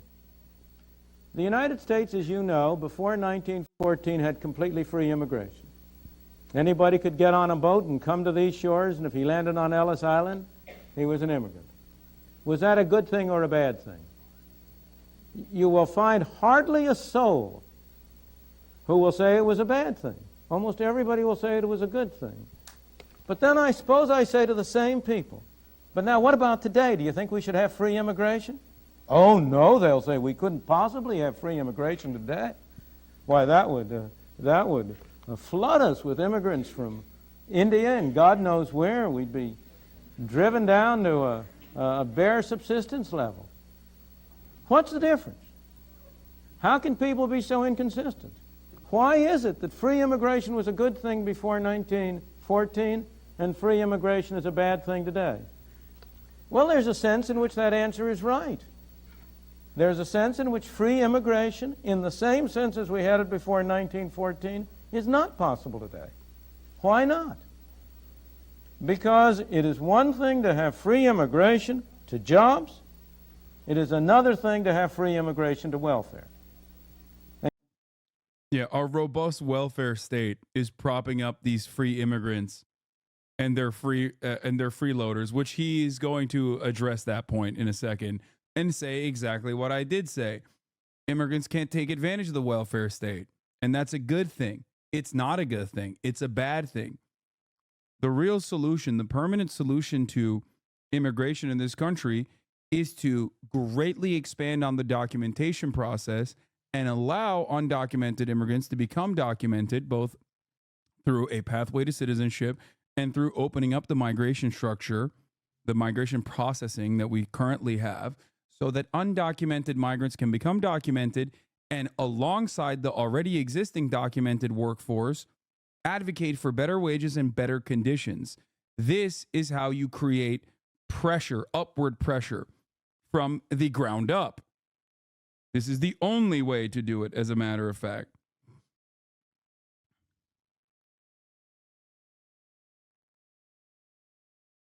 And you cannot have both.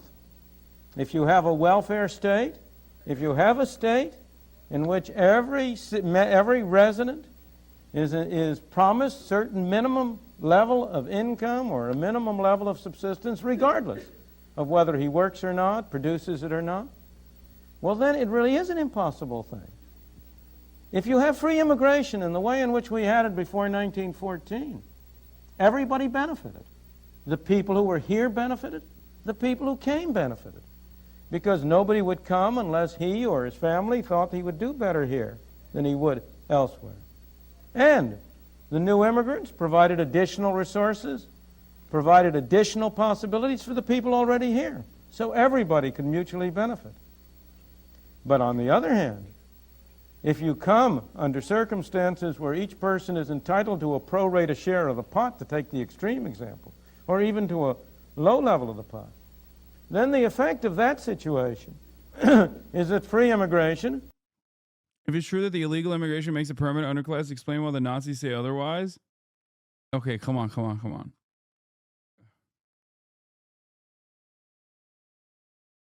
Boeing whistleblower found dead? What the fuck? No way, dude. A former Boeing employee known as raising concern about the firm production standards have been found dead?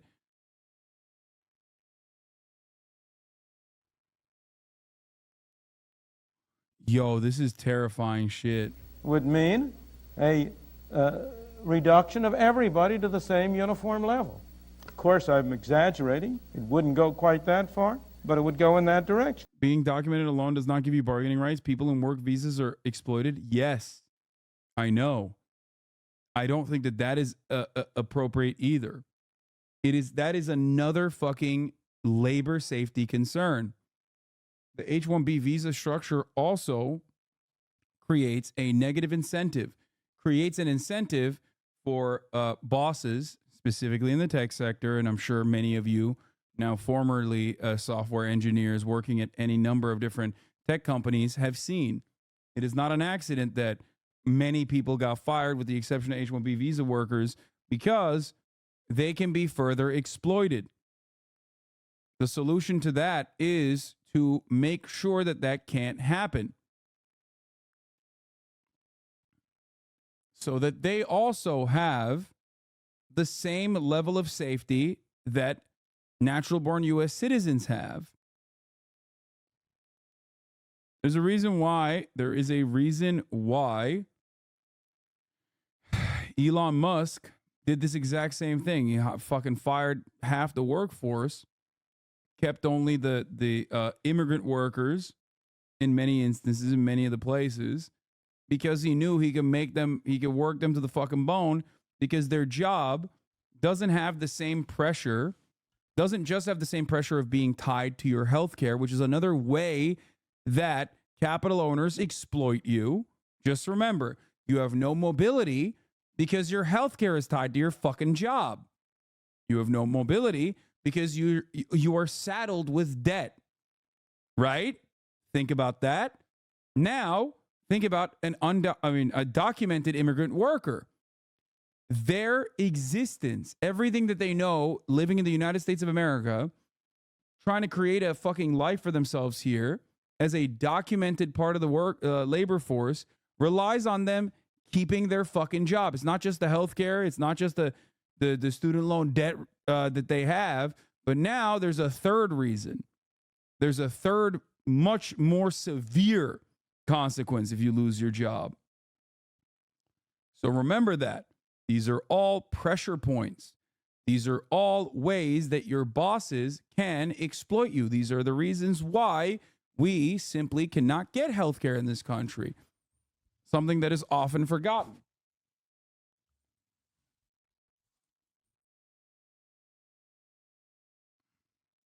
And it is that perception that leads people to adopt what at first seem like inconsistent values. Look, for example, at the obvious, immediate, practical case of illegal Mexican immigration. Now, that Mexican immigration over the border. Same with H-1A workers who are largely temporary migrant farm workers. Yes. So this is the other thing I wanted to mention. A lot of countries do this. Okay? A lot of countries, you have different ways of taking advantage of creating like somewhat of an underclass in your labor structure. The most common or the most woke version of this is the EU structure, right? You can either, one, rely on the currency exchange in the home nation, right? And you know, bring in migrant workers to be like, hey, listen, like you're getting paid a shit ton more here and you can fucking feed your family back home. Okay? This is another form of the unequal exchange that happens within the global north and the global south. That is literally the most woke version of this, okay? That's one form of exploitation. Another form of exploitation is by tying it to the wages in your country, right? Polish workers in the UK is an example of this. This also still creates a depressive force in the existing labor structure, because these people will voluntarily take on jobs that have shittier and shittier workplace conditions, a lack of workplace safety, really gruesome jobs without demanding the pay that is allotted for said gruesome jobs in a circumstance where there is only one labor pool. Okay? The problem with America is that it is hyper exploitative, right? Like it goes beyond. It takes advantage of all of those different forms of depressing wages. It already utilizes the unequal exchange in the form of currency exchange. It also then utilizes the H-1A visas, which offer migration, temporary migrant status to migrant workers that are utilized in California in the farmland, which is a form of documentation that, one, relies on the currency exchange and also relies on the poverty of the host nation where a lot of these migrant workers are coming from. And then on top of that, you have the H-1B visas, like I said, which is another form of taking advantage of the two different things that I just mentioned earlier. Plus, on top of that, the additional pressure of not wanting to lose your job and therefore lose your immigration status. But that is not enough. For Americans, for our capital owners who are fucking so hungry for exploitation, the last part of the dynamic is undocumented migration. In spite of it all, we still know that people from places that we fucked up, by the way, with our interventions, places that we have not allowed to develop evenly, there will come a steady flow of migrant workers that can't have access because we've greatly restricted the first three versions that I just mentioned, the first two versions that I mentioned of documented migration. So therefore, we then also rely on undocumented migrants constantly coming in. This is the group that is the least protected. Okay? This is the group that is the least protected, that works in the worst conditions, even worse than the other two conditions that I mentioned.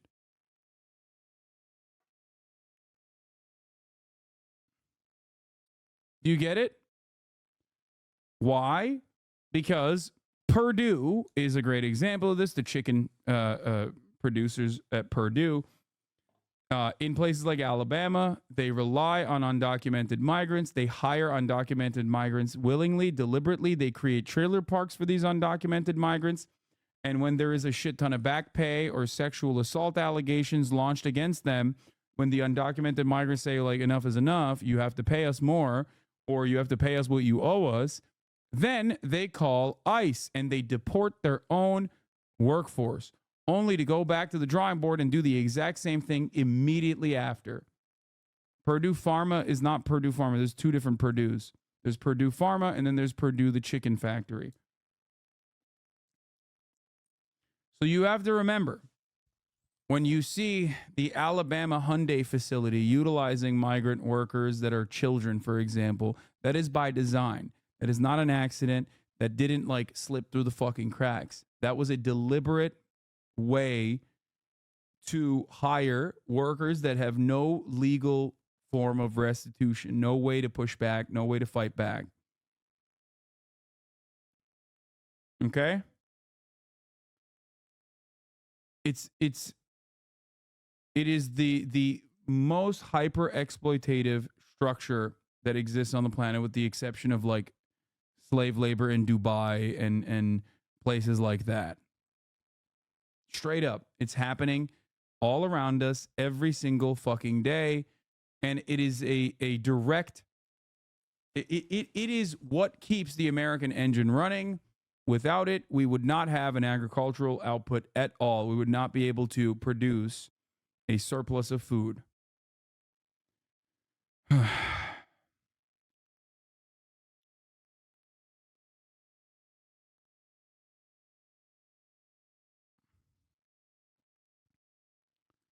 We'll cover this in a second.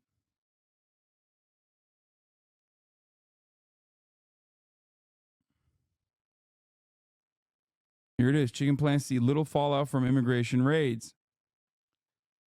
Because these plants are the ones who call immigration on themselves, for the record. I've covered this.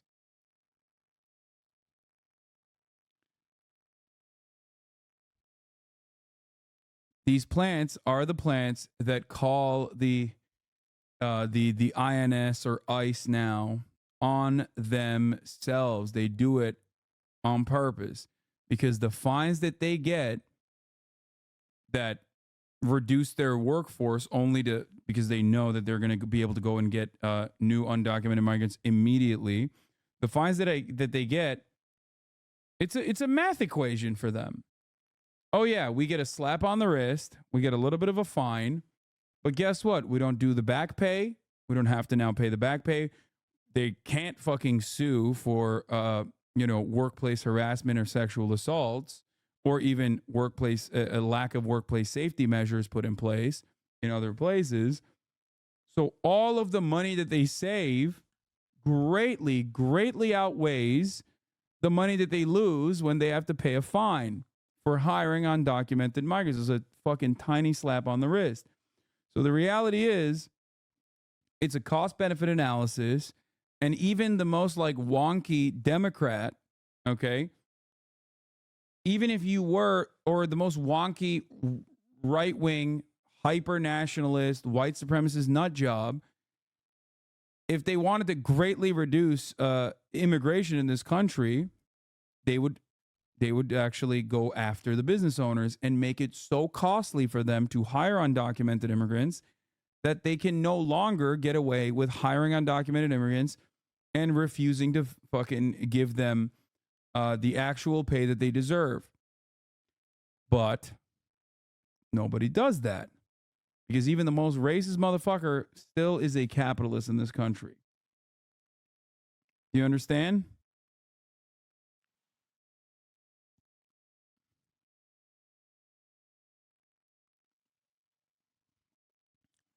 Just remember that next time someone presents this to you.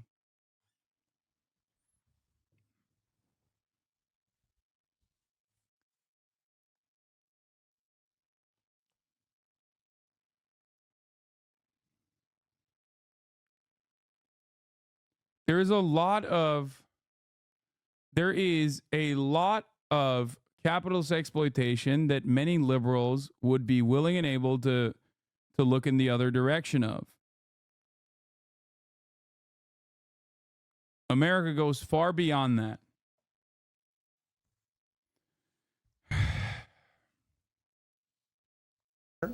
Is a good thing. It's a good thing for the illegal immigrants. It's a good thing for the United States. It's a good thing for the citizens of the country. But it's only good so long as it's illegal. See? He's saying it. That's an interesting paradox to think about. Make it legal, and it's no good. Why? Because as long as it's illegal, the people who come in do not qualify for welfare. They don't qualify for... This is why Milton Fried... This is where the Cato Institute is coming from, by the way. This is the angle that they come from. They won't say it like Milton is. Social Security, they don't qualify for all the other myriads of benefits that we pour out from our left pocket into our right pocket. And so as long as they don't qualify, they migrate to jobs. They take jobs that most residents of this country are unwilling to take. They provide employers with workers of a kind they cannot get. They're hard workers, they're good workers, and they are clearly better off. He's right, by the way. He's absolutely right. This is the reason why I believe we have to fix immigration. Not in the direction that the Republican Party is going towards, and not in the direction that the Democratic Party is going towards. We have to fix immigration in the other direction. Okay? We have to document every citizen that works here. We have to offer them workplace protection so they are no longer fearful of deportation if they speak out. We have to allow them to unionize alongside the documented labor force to truly create one singular labor pool. This is the only way to greatly improve wages and workplace safety standards in this country. And unfortunately, many people, due to decades of right-wing framing on the matter, don't ever broach the subject with the same certainty. Okay? That's it. If you ever want to know how what people prefer, the surest sign is how they vote with their feet. Then there is no doubt how the braceros vote. They vote to cross the border with their feet, on their feet, or in any other way they can. He's by so the gross. by the He thousands. fucking said the braceros. Jesus Christ. Dog, it ain't 1943. The fuck? That's crazy. And perhaps millions, for all I know. Illegal immigration is fascinating because it shows not only the main point I'm trying to bring out now, how interconnected are the various aspects of freedom, how interconnected is the problem of governmental arrangements for welfare and governmental arrangements for immigration and other things. But it shows a very different point that's kind of a digression. And that is how bad laws make socially advantageous acts illegal. And therefore, like, one immediate solution to this, without even touching migration, would be sectoral bargaining. Okay? Obviously, we need to fix the immigration system. It's fundamentally broken for this reason that this fucking asshole is like gleefully recounting. Okay? But if you did sectoral bargaining that over-encompassed entire industries, okay, entire industries, including sectors that overwhelmingly hire undocumented migrants deliberately, then this would no longer be a problem. leads to an undermining of morality in general.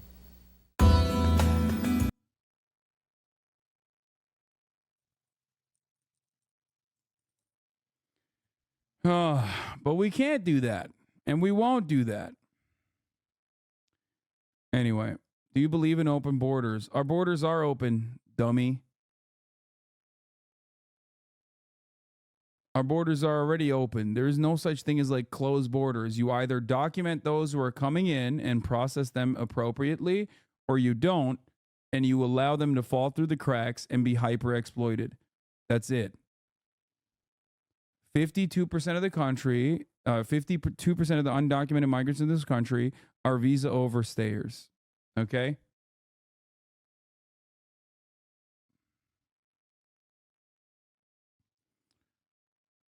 Breaking. Kansas Republican Party hosts fundraiser featuring accused child molester Ted Nugent, where attendees could donate to assault President Biden in effigy. A disgusting display designed to encourage political violence. The head of the Kansas GOP, Mike Brown, should resign.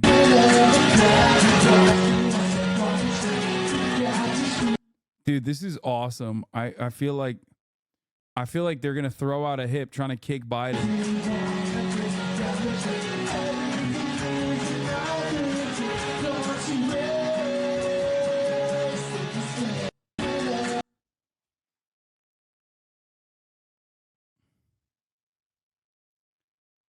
Biden's still standing, baby. Yep.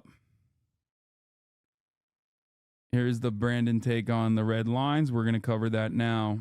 For anyone in the Middle East. I think everyone, Mr. Prime Minister, is trying to figure out what is meant by President Biden, how that defines your relationship. We're trying to figure out what it means by a red line, what it means by what Lawrence is articulating, and what it means when President Biden says something like this on a hot microphone at the State of the Union. Let's listen together. You got to keep pushing what you're doing on the humanitarian stuff and all this shit. That's so crazy. Fox News, once again, putting a foreign nation's leader at a higher value. What is up with these fucking right-wingers, man? What is up with these right-wingers? Like, it's so crazy. These guys are traitorous to the United States of America. It's making me fucking goddamn patriotic right here. It's pissing me the fuck off. It's like they care more about the fascist project than they do about America. It's goddamn un-American. It ain't no different than fucking being like, America first, baby. That's why we love Hitler. Okay? The hell's going on? These guys hate America. They hate it. I told him, baby, somebody did this. I said, even you should come to Jesus. So what does that mean to you, a come to Jesus meeting? It's like they're sad. They're like, oh, sir, Mr. Netanyahu, sir, do you see the little tattletales? This is what our American president said about you, sir. Can you please keep killing Palestinian children, sir? We love you. Oh, wah, wah, wah. Fuck you, you un-American bitch. I'm going to deport your fucking bitch ass, dude. I don't know. I'm not familiar with the term, even though Jesus wasn't born. Shut up, bitch. You fucking literally. Yes, you are. You grew up in Philadelphia. Like, you absolutely are familiar with the term. Okay. Oh, I've never heard this. It's like, no, shut up. You literally grew up in Philadelphia. Suck my dick. Okay. Fucking dumbass, dude. Jesus Christ. Oh, I do not know what this term means. It's crazy. Born that far away from here. I can tell you that if it means having a heart-to-heart conversation, we've had that plenty of times over the 40 years that I've known Joe Biden, and over the 12 or 13 conversations that we've had since the beginning. I'm not familiar with the term. Let me get some water before answering. Yeah.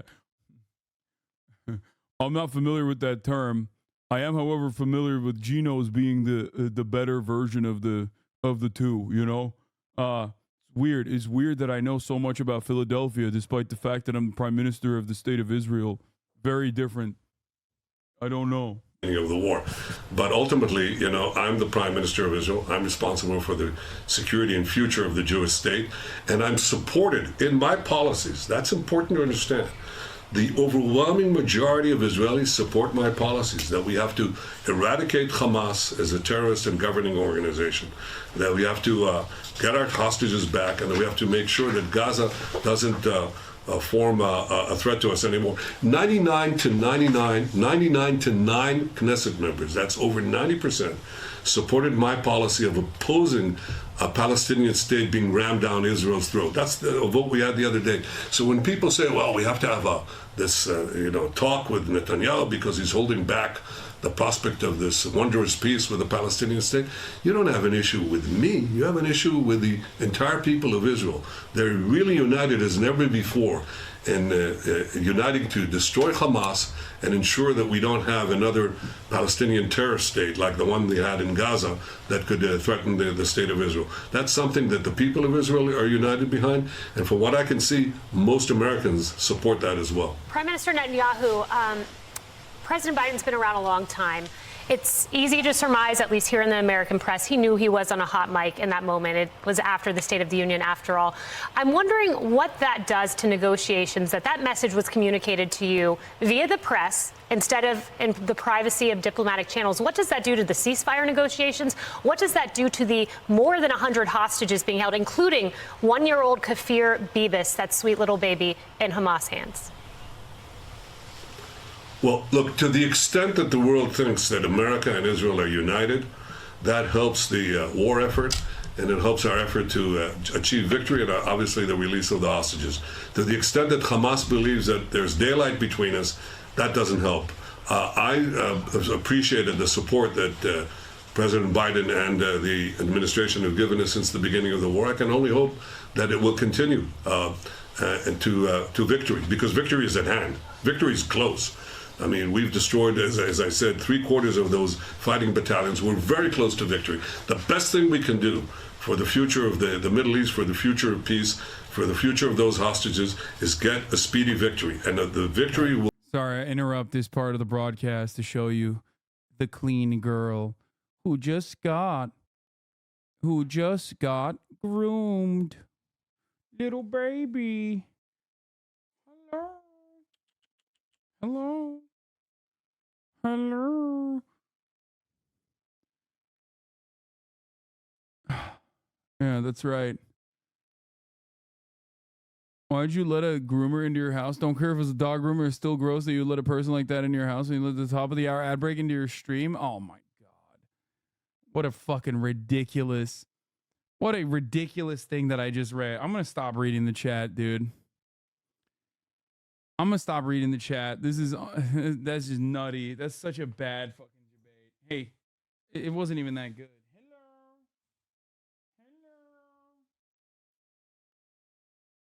Still got some hair on her, but here's the 3-minute ad break coming at you. If you no longer want to see those ads, all you need to do is subscribe for $5 or for free with a Twitch Prime by connecting your Amazon Prime account to your Twitch account, where you get 1 free Prime subscription a month. You can also get gifted a sub if you're lucky. Here's a 3-minute ad break now. Bibi still hasn't given 1 interview to the Israeli media, says MHUD, while giving 15 interviews to foreign press, including 6 to Fox News. He's such a transparently evil bastard who doesn't even give a shit about his excuses for genocide, doing everything in the dark. Yup. Well, he knows he'd get cooked. The thing is, Israeli media would absolutely fucking cook him, which is why he only does Western press, because he knows Western press's reception towards him is way more positive than the Israeli press. Because, like, Israel is totally on board with the ethnic cleansing campaign, but they are not on board with who's leading the helm.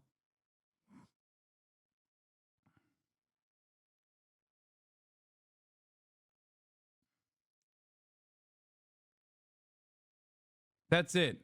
As a matter of fact, his continued ethnic cleansing campaign is what is like basically keeping him alive in Israel and not in the throes of the legal process where he does belong. Oh, fuck me.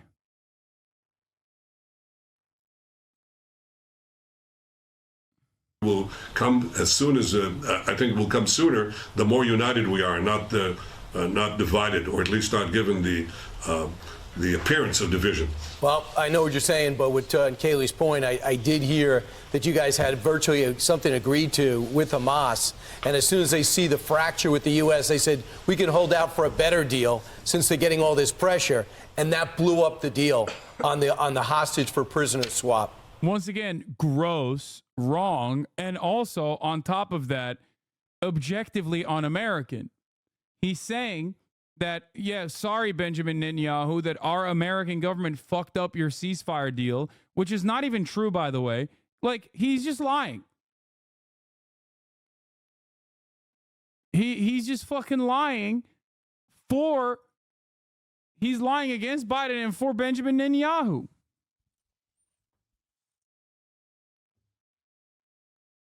Fucking awful nonsense, dude. Didn't Israel reject it? Yes, because Israel did not want any ceasefire. They did not want Hamas's conditions for a ceasefire, which was actually very valid.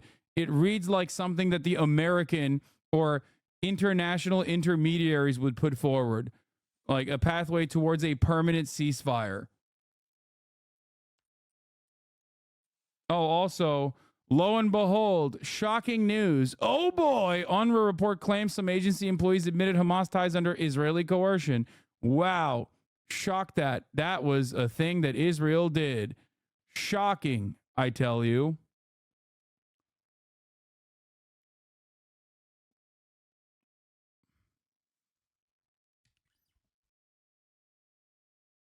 I don't understand. Wait, you're telling me the good guys are the ones who are torturing and offering coerced confessions under torturous conditions by humanitarian rights workers and AIDS workers from an international organization? Bro, it's literally like, yo, Israel is like operating in a comical villain fashion at this point. Straight up. Like, this is villainous. This is villain shit. Like actual B-movie villain shit. Not even like a complex villain that you can understand the point of and the perspective of. Just like straight up bad, evil, comically evil. It's incredible.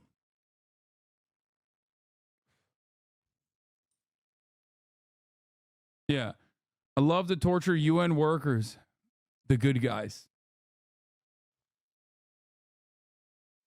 Two things can still be true at the same time. They can be if you're motivated enough. Okay. Even if there was 100 UNRWA workers that actually participated in October 7, the fact that this would be reasonable, this would be grounds enough to fucking delete UNRWA, the primary mechanism for Palestinian existence, is unimaginable. It's insane. Okay?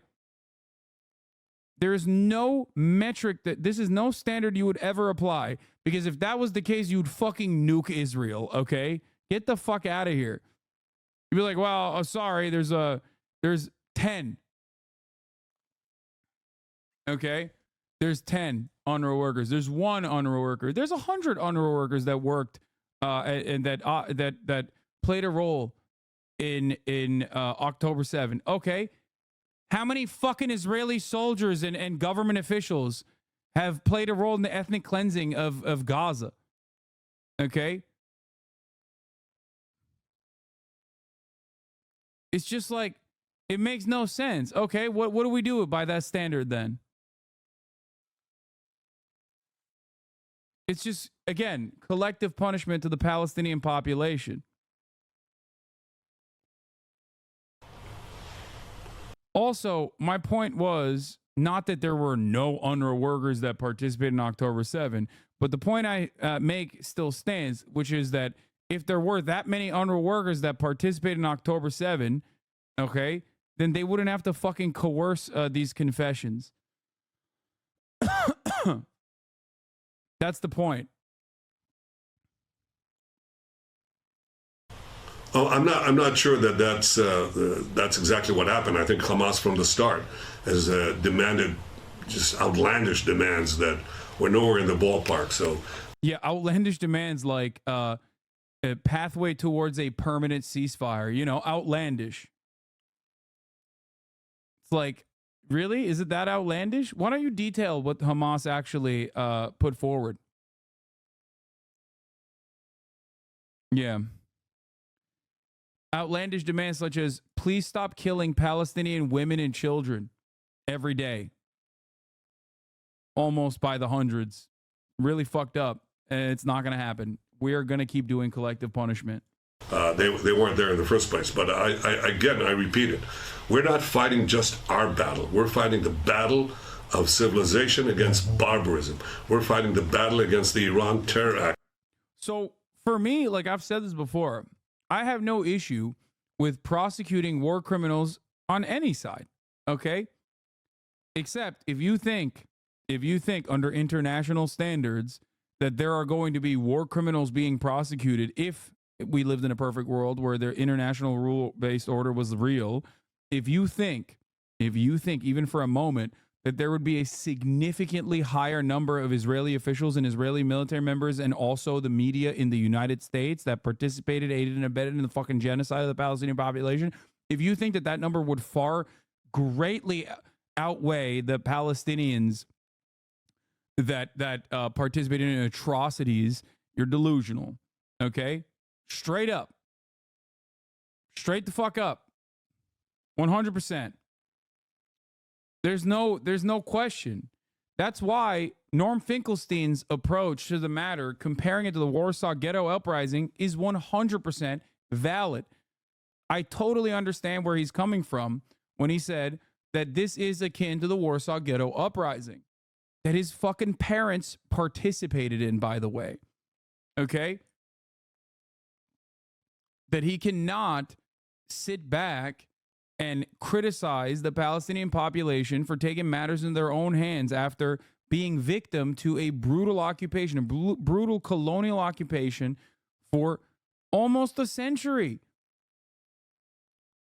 It's the same principle behind any kind of Vietnamese liberation. It's the same principle behind the FLN. It's the same principle behind the ANC in the violent actions that they took. This is a consistent position of mine since day one. Okay?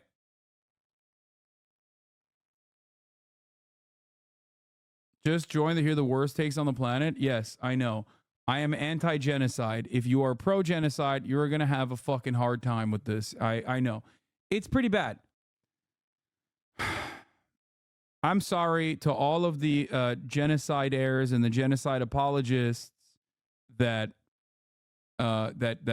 consider my commentary to be really fucking hard to come to terms with. His profile picture is XQC. Oh my Lord.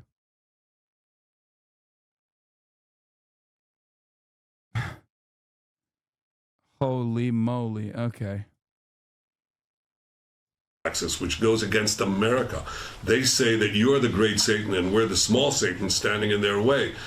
These are the people who are your worst enemies, our common worst enemies. And at this point, the entire international community, at least the civilized community, should stand behind Israel, reject the vilifications and the pressures that are brought against Israel that is fighting this just war against these barbarians. That's what I think is required to do. Most Americans understand it, and I hope that... Yeah, the barbarians that we keep killing, which is, women and children for the most part. Like, I love civilizing the barbarians. Like, this is straight up the same exact Manifest Destiny rhetoric. Like, he is saying it with full-blown clarity. And these fucking fascist assholes sitting at Fox and Friends is just eating that shit up. And so is your, dumbass relatives that watch this shit. They are like, oh yeah, he seems like such a good guy. He seems like he seems like the right guy for the job. That's what will also be perceived in the Middle East because it'll help us get the job done sooner. But we're going to win this war. Yeah. Mr. Prime Minister, yes, and soon. And I hope you guys do win the war. But there's a lot of concern, not just with the UN, but we got little jihadis running around here in the United States. You got people putting pressure. He's like, sir, Benjamin Netanyahu, sir, can you please come and kill some of the Arabs here in America? Sir, we got concerns with little jihadis running around here in the United States of America. Can you please come and kill them? Like, what the fuck is this question? On the president of the United States. I plan on going to Israel next. Little jihadis are running around putting pressure on the United States president. Dog, 54% of the Republican Party want a ceasefire. 77% 77% of Americans, or 77% of the Democratic Party want a ceasefire. The majority, like I think of around 60% of the independents want a ceasefire. You are in the margin. You are unique in your approach. The little jihadis are actually going along with the majority interest. Go live in Israel then, jackass. Why the fuck are you breathing American air? I hate this shit so much. I don't get it. Motherfucker said little jihadis trying to stop Biden. Next month to be with you guys before the Holy Week, but are you concerned about the anti-Semitism here in America and across the globe? You went to school here. Yes, I am. Of course I'm concerned. Yeah, he's fucking licking his lips. He's like, oh, yes, more anti-Semitism means more justification for Israel's existence as the only safe haven for Jews, of course. Biden is right when he said Israel's the only place where Jews can truly be safe. Make no mistake, October 7 happened under my watch, but that's totally separate. Please don't think about how unsafe it was for Jews in Israel on October 7. Please do not bring that up.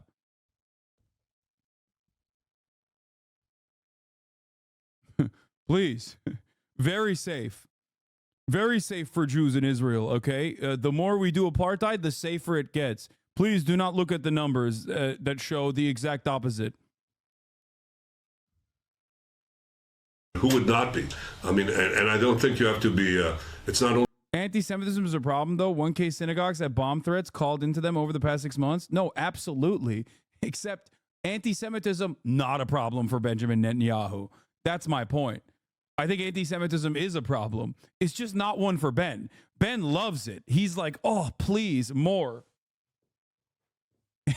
If he could have it, he'd be fucking drawing swastikas himself and be like, oh, man, sure, it's bad. Oh, no, please come to Israel. Please support Israel harder. I mean, he is a literal Holocaust revisionist after all. So he loves it. He fucking loves that shit. I mean, he is also anti-Semitic, personally. I'm still stuck on that dude saying little jihadis. Yeah. Only the Jewish people who should be concerned. I mean, anti-Semitism is the canary in the coal mine, because once you begin with this anti-Jewish hatred, you know that erupts into broader violence and just. Yeah, that's crazy, man. Yeah, keep telling him more. He's right. Anti-Semitism is the canary in the coal mine. This is a leftist take. Weird that it's coming from a fucking outright fascist who's responding to a guy who just said little jihadis that want a ceasefire. Everyone's a liberal, dog. Don't forget, everyone's a liberal, okay? My man literally is like, yeah, anti-Semitism is a canary in the coal mine for much more devastation to come. True, except you're talking to the purveyors of said devastation. Disrupts entire societies. I think that this is a real badge of shame for those who are supporting Hamas. They're supporting these mass murderers, these rapists, these baby burners, and they're supporting it against the one democracy. It's just like, he don't give a fuck. He's like, yeah, no, I'm going to say all of that, even though half of the things that I just brought up have been shown to be untrue. You know what I mean? Fuck it. Why not? That is fighting them with tremendous odds against a terrorist enemy that implants itself in civilian quarters, that uses civilians as human shields, that uses terror undergrounds as no army has faced. General Petraeus was here recently. He said, listen, no army is facing what Israel has faced. Colonel John Spencer. Yeah. He's like, no army, even the American army doesn't kill this many women and children, dog, in such a short period of time. He's like, yeah, Israel faces the gravest threat of all is the Israeli army, women and children that they're bombing with with Mark 84 2-ton munitions. No army, guys. Damn, y'all really doing this, huh? That's what he said. He was like, damn, dude, shit is crazy out here. The head of urban warfare at West Point says no army has gone to the lengths that Israel has gone to Yeah. Yeah, here are some other here's some other things that the American military at least like former generals have openly admitted. Israel greatly diminishing the prior rules of engagement. Like the ratio of civilian to military infrastructure destruction is insane. Okay? No army has done that. Even the American army. Just think about that. And when I talk about the American army, I'm talking like these guys are pretty fucking bad. Okay? This is not to defend the American military operations by any means. Okay? These guys have been doing shock and awe every single day for like the past 5 months. To avoid civilian casualties. So Israel is fighting this just war against the most unjust of enemies. And these people are protesting in the streets, supporting these mass murderers, these modern Nazis. That's it's disgraceful. It's as though you were fighting in World War II and you had people demonstrating in the streets of New York and Washington in support of the Nazis. That's basically what you. That did happen. That literally happened. Hello? They did that. We did that. That is an American. That is precisely that same energy that defended Nazi Germany. Okay, look it up. Madison Square Garden. What was it? Night of the Garden. Well, Madison Square Garden, where the American Bund, the like pro-German movement, unironically had a huge Nazi rally. Except that exact same energy is the fucking same energy of defending Israel now. That is exactly what's going on. You are talking to the guys who literally are the guys channeling that same energy of the dudes who did the Nazi rally at Madison Square Garden.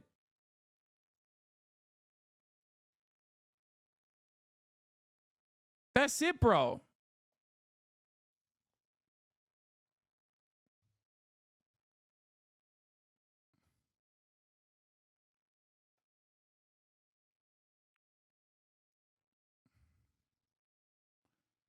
Crazy.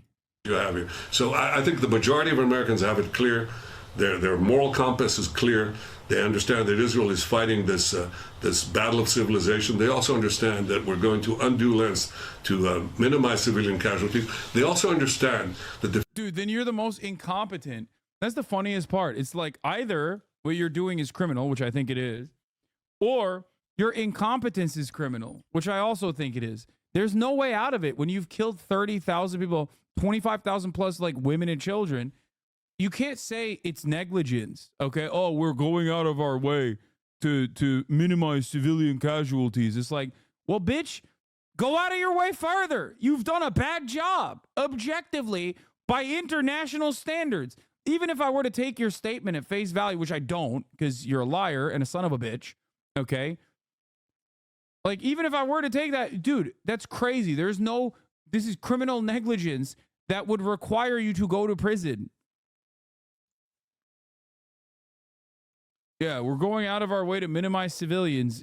Please do not look at the casualty numbers. the future of the Middle East, the future of many Muslims, the future of Gazans is dependent on our victory, and we don't intend to give up. We're going to achieve this victory, I hope, with the solid support of the American government, as we've had up to now, and I hope it continues. But one way or the other, we're going to do it. You got to finish got to go for the win, or else we're going to be back here in 18 months right after this with an. Yeah. Little jihadis, bro. Fucking assholes, dude. Mr. President, it's great to see you again. Thank you for doing this. Now look at this dumbass. Look at this dumb fuck, okay? So that was one hell of a speech you gave Thursday night. I'm going to touch on three specific areas there. The first one being, I noticed the look of surprise on your face when you walked into the chamber and you saw Congresswoman Marjorie Taylor Greene. It was priceless. You feigned shock at seeing her. But during your response to her heckling of you, you used the word illegal when talking about the man who allegedly killed Laken Riley. An undocumented person. And I shouldn't have used illegal. It's undocumented. And look, when I spoke about the difference between Trump and me, one of the things I talked about on the border was that the way he talks about vermin, the way he talks about these people polluting the blood. I talked about what I'm not going to do, what I won't do. I'm not going to treat any any of these people with disrespect. Look, they built the country. The reason our economy is growing.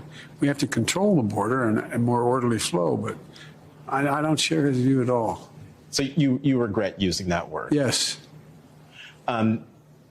What was it like for you to see Republicans not cheer your tough words for Vladimir Putin or for defending democracy or any of the other things Republicans used to stand for?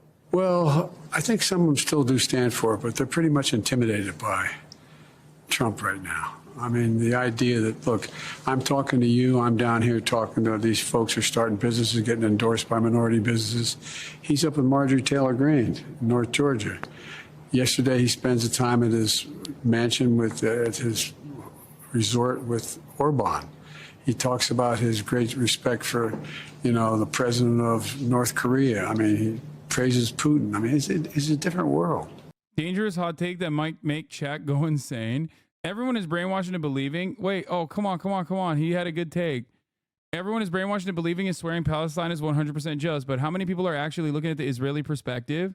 It's great, man. We have looked at the Israeli perspective. Any moment that I don't actually show the Israeli perspective, for the record, is literally a moment because I want to preserve the opinion that, like, Israel as an institution is not entirely comprised of psychopathic, bloodthirsty fascists. Okay? Just so you know. Because the Israeli perspective is all gas, no brakes. Keep going, keep going, keep going. It's really funny that you just said that when we literally just listened to Benjamin Netanyahu talk about the Israeli perspective. We just watched him. He said they're barbarians and we have to defeat them at all costs. People are not brainwashed into believing that Palestine is 100% just. People can make up their own minds on Palestinian justifications by seeing the asymmetry of violence. That's it. I also unbanned you, so if you have another take, you can maybe try and deliver it here. But just so you know.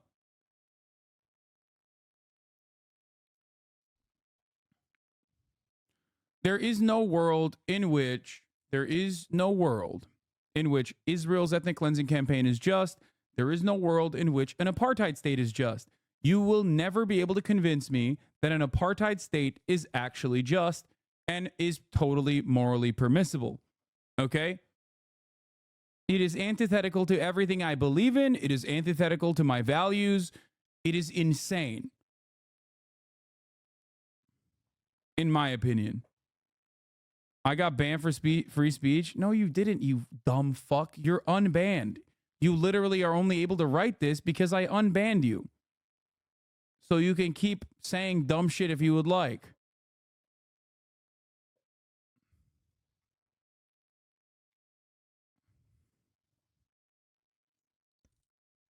Immediately, these fucking delusional clowns jump to, oh, wow, you're hurting my feelings. I just simply wanted to defend the genocide heirs and their framework for a brief moment. Why did you do that? I'm being incredibly charitable, allowing you to fucking operate in here after you already, like, tried to run defense for a genocidal apartheid state. You are not a fucking martyr. Stop missing the point. Instead of crying about being banned potentially and saying, duh, go ahead, explain what you want to say about the Israeli perspective. Take advantage of the opportunity you have been given. Take advantage of the much larger platform that you currently have in this moment. They were banned because it's an account created on March 4th and has been following since March 9th and most likely is a sock account that is just in here for shit stirring. That's the reason why they got clapped fast. I would like, and also because they were defending ethnic cleansing.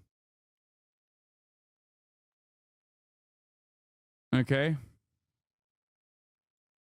Was that a mistake on Trump's part to host Orban? I mean, he is a member of NATO. He's a member of NATO, but he says he doesn't believe in democracy. I mean, look, the guys I host, the people I'm with, are people who, in fact, in NATO have great respect for one another. And but look, when you have a president who in the midst of the carnage going on as a consequence of Russian attack on Ukraine, and talks about, come in, Putin, if these guys haven't paid their dues, you just do what you need in NATO. I mean, NATO, yeah, the people he has on, like Giorgia Meloni, are definitely not fascist, even though they say they are. You know? But, you know, that doesn't really matter, I guess. he talked about getting out of NATO. I mean, it's critical to our national defense. We made a commitment after World War II to never happen again. Look what he's doing. He's dangerous. You were caught on a hot mic after your State of the Union address talking to Secretary of State Antony Blinken and Senator Michael Bennet saying, quote, I told him, Bibi, and don't repeat this, but you and I are going to have a come to Jesus meeting. What do you mean by that? What I meant was, it's an expression used in the southern part of my state, meaning a serious meeting. And it was, I've known Bibi for 50 years, and he knew what I meant by it. So what's the come to Jesus part? Like, what tough love are you going to give to the prime minister? What's happening is he has a right to defend Israel, a right to continue to pursue Hamas, but he must pay more attention to the innocent lives being lost as a consequence of the actions taken. He's hurting, in my view. So nothing different. Got it. Okay. Nothing different at all. Got it. Sick.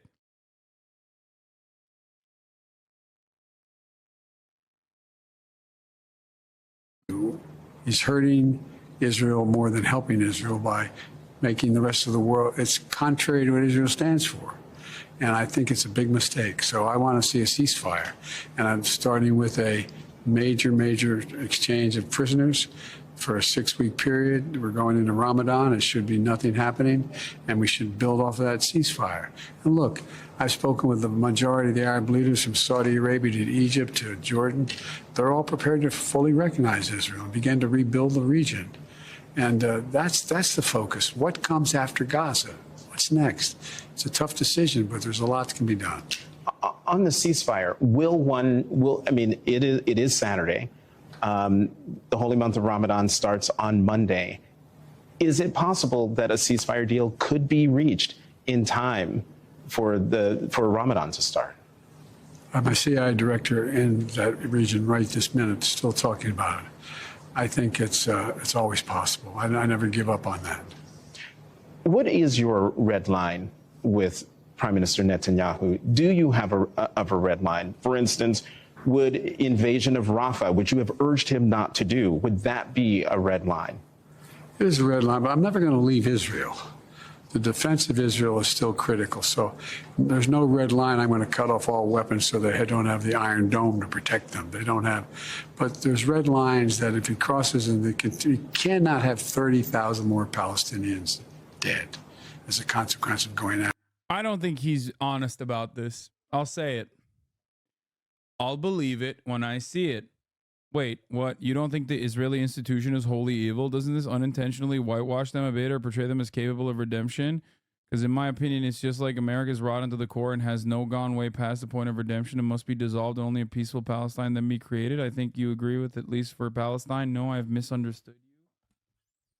I think the Israeli state is a fascist one, and that the current one state that is happening in Israel must be dissolved into a singular state. Yeah, he can't do 30,000 more dead people. He's like, once you hit that 59,000, it's over. Sure, fair, but you may want to take a look at what is about to happen. The public does not know yet, which is by design. Wait, what do you mean? What do you mean, what is about to happen? The public does not know yet, which is by design.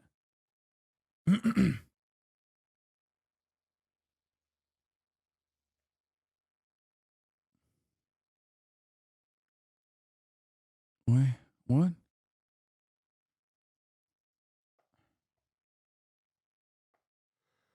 I don't get it. CIA. Okay, dude. Thanks. If there's other ways to deal with the trauma caused by Hamas. It's like look, the first time I went over, I sat with them and I sat with the war cabinet. I said, look, don't make the mistake America made. America made a mistake. We went after bin Laden until we got him, but we shouldn't have gone into Ukraine. I mean, we shouldn't have gone into the whole thing in Iraq and Afghanistan. It wasn't necessary. It wasn't necessary. It just caused more problems than it raised, than it cured. Who actually wants a deal? Do you think Hamas actually wants a ceasefire? Well, I think Hamas would like a total ceasefire across the board because they would see they have a better chance to survive and maybe. This, by the way, is also another really damning part of this interview I saw, where he's like, "Yeah, Hamas wants a ceasefire because, like this way they'll survive." Is like, okay. Stop saying rewind, dude. Yes, the U.S. invaded Ukraine. Oh, got it. Like, shut up. It's fine. Like, don't be like that. He has plenty of fucking flubs already.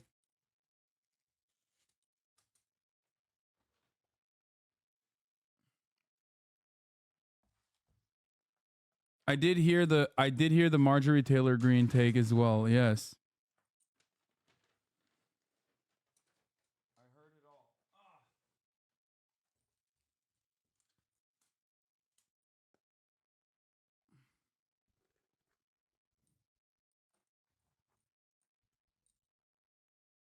Maybe rebuild, but that's not what I think. The vast majority of people think you have to look.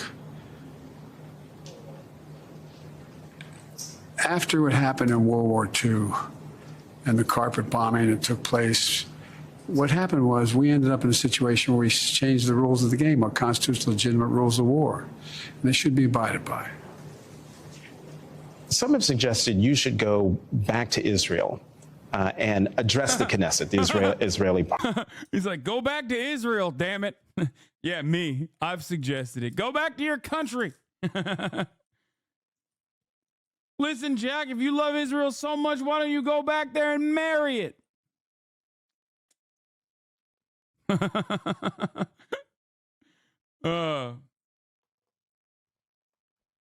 That's what some have suggested. Is that something you would do? Yes.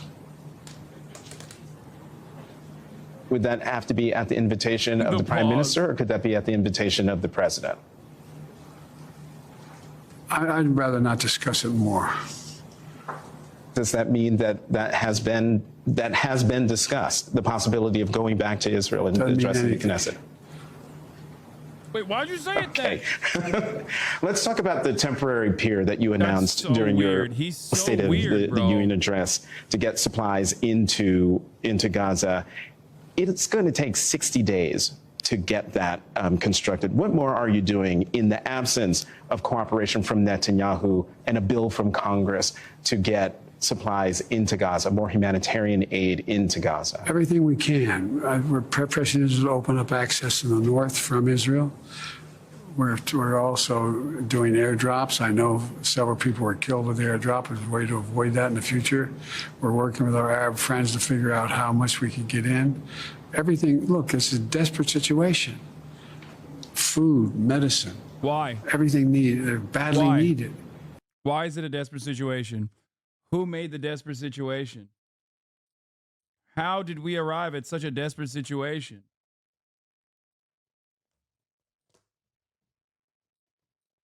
How? Why is it so desperate? Who's doing the desperate situation? Someone should put an end to this desperate situation. Is it a natural disaster? Is that what happened? Was it like an earthquake? What's going on? Does anyone have an answer to this? I don't.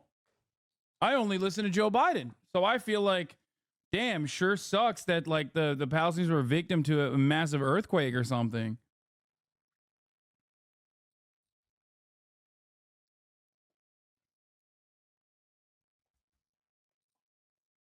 Seems weird. Okay, well, thanks for answering. Think then I misheard or something because you said you intentionally don't show parts of their narrative because you want to keep it believed that they're not all like that, which even if it's technically true is harm to highlight. Okay, stop. I still show the Israeli narrative. Okay, calm the fuck down.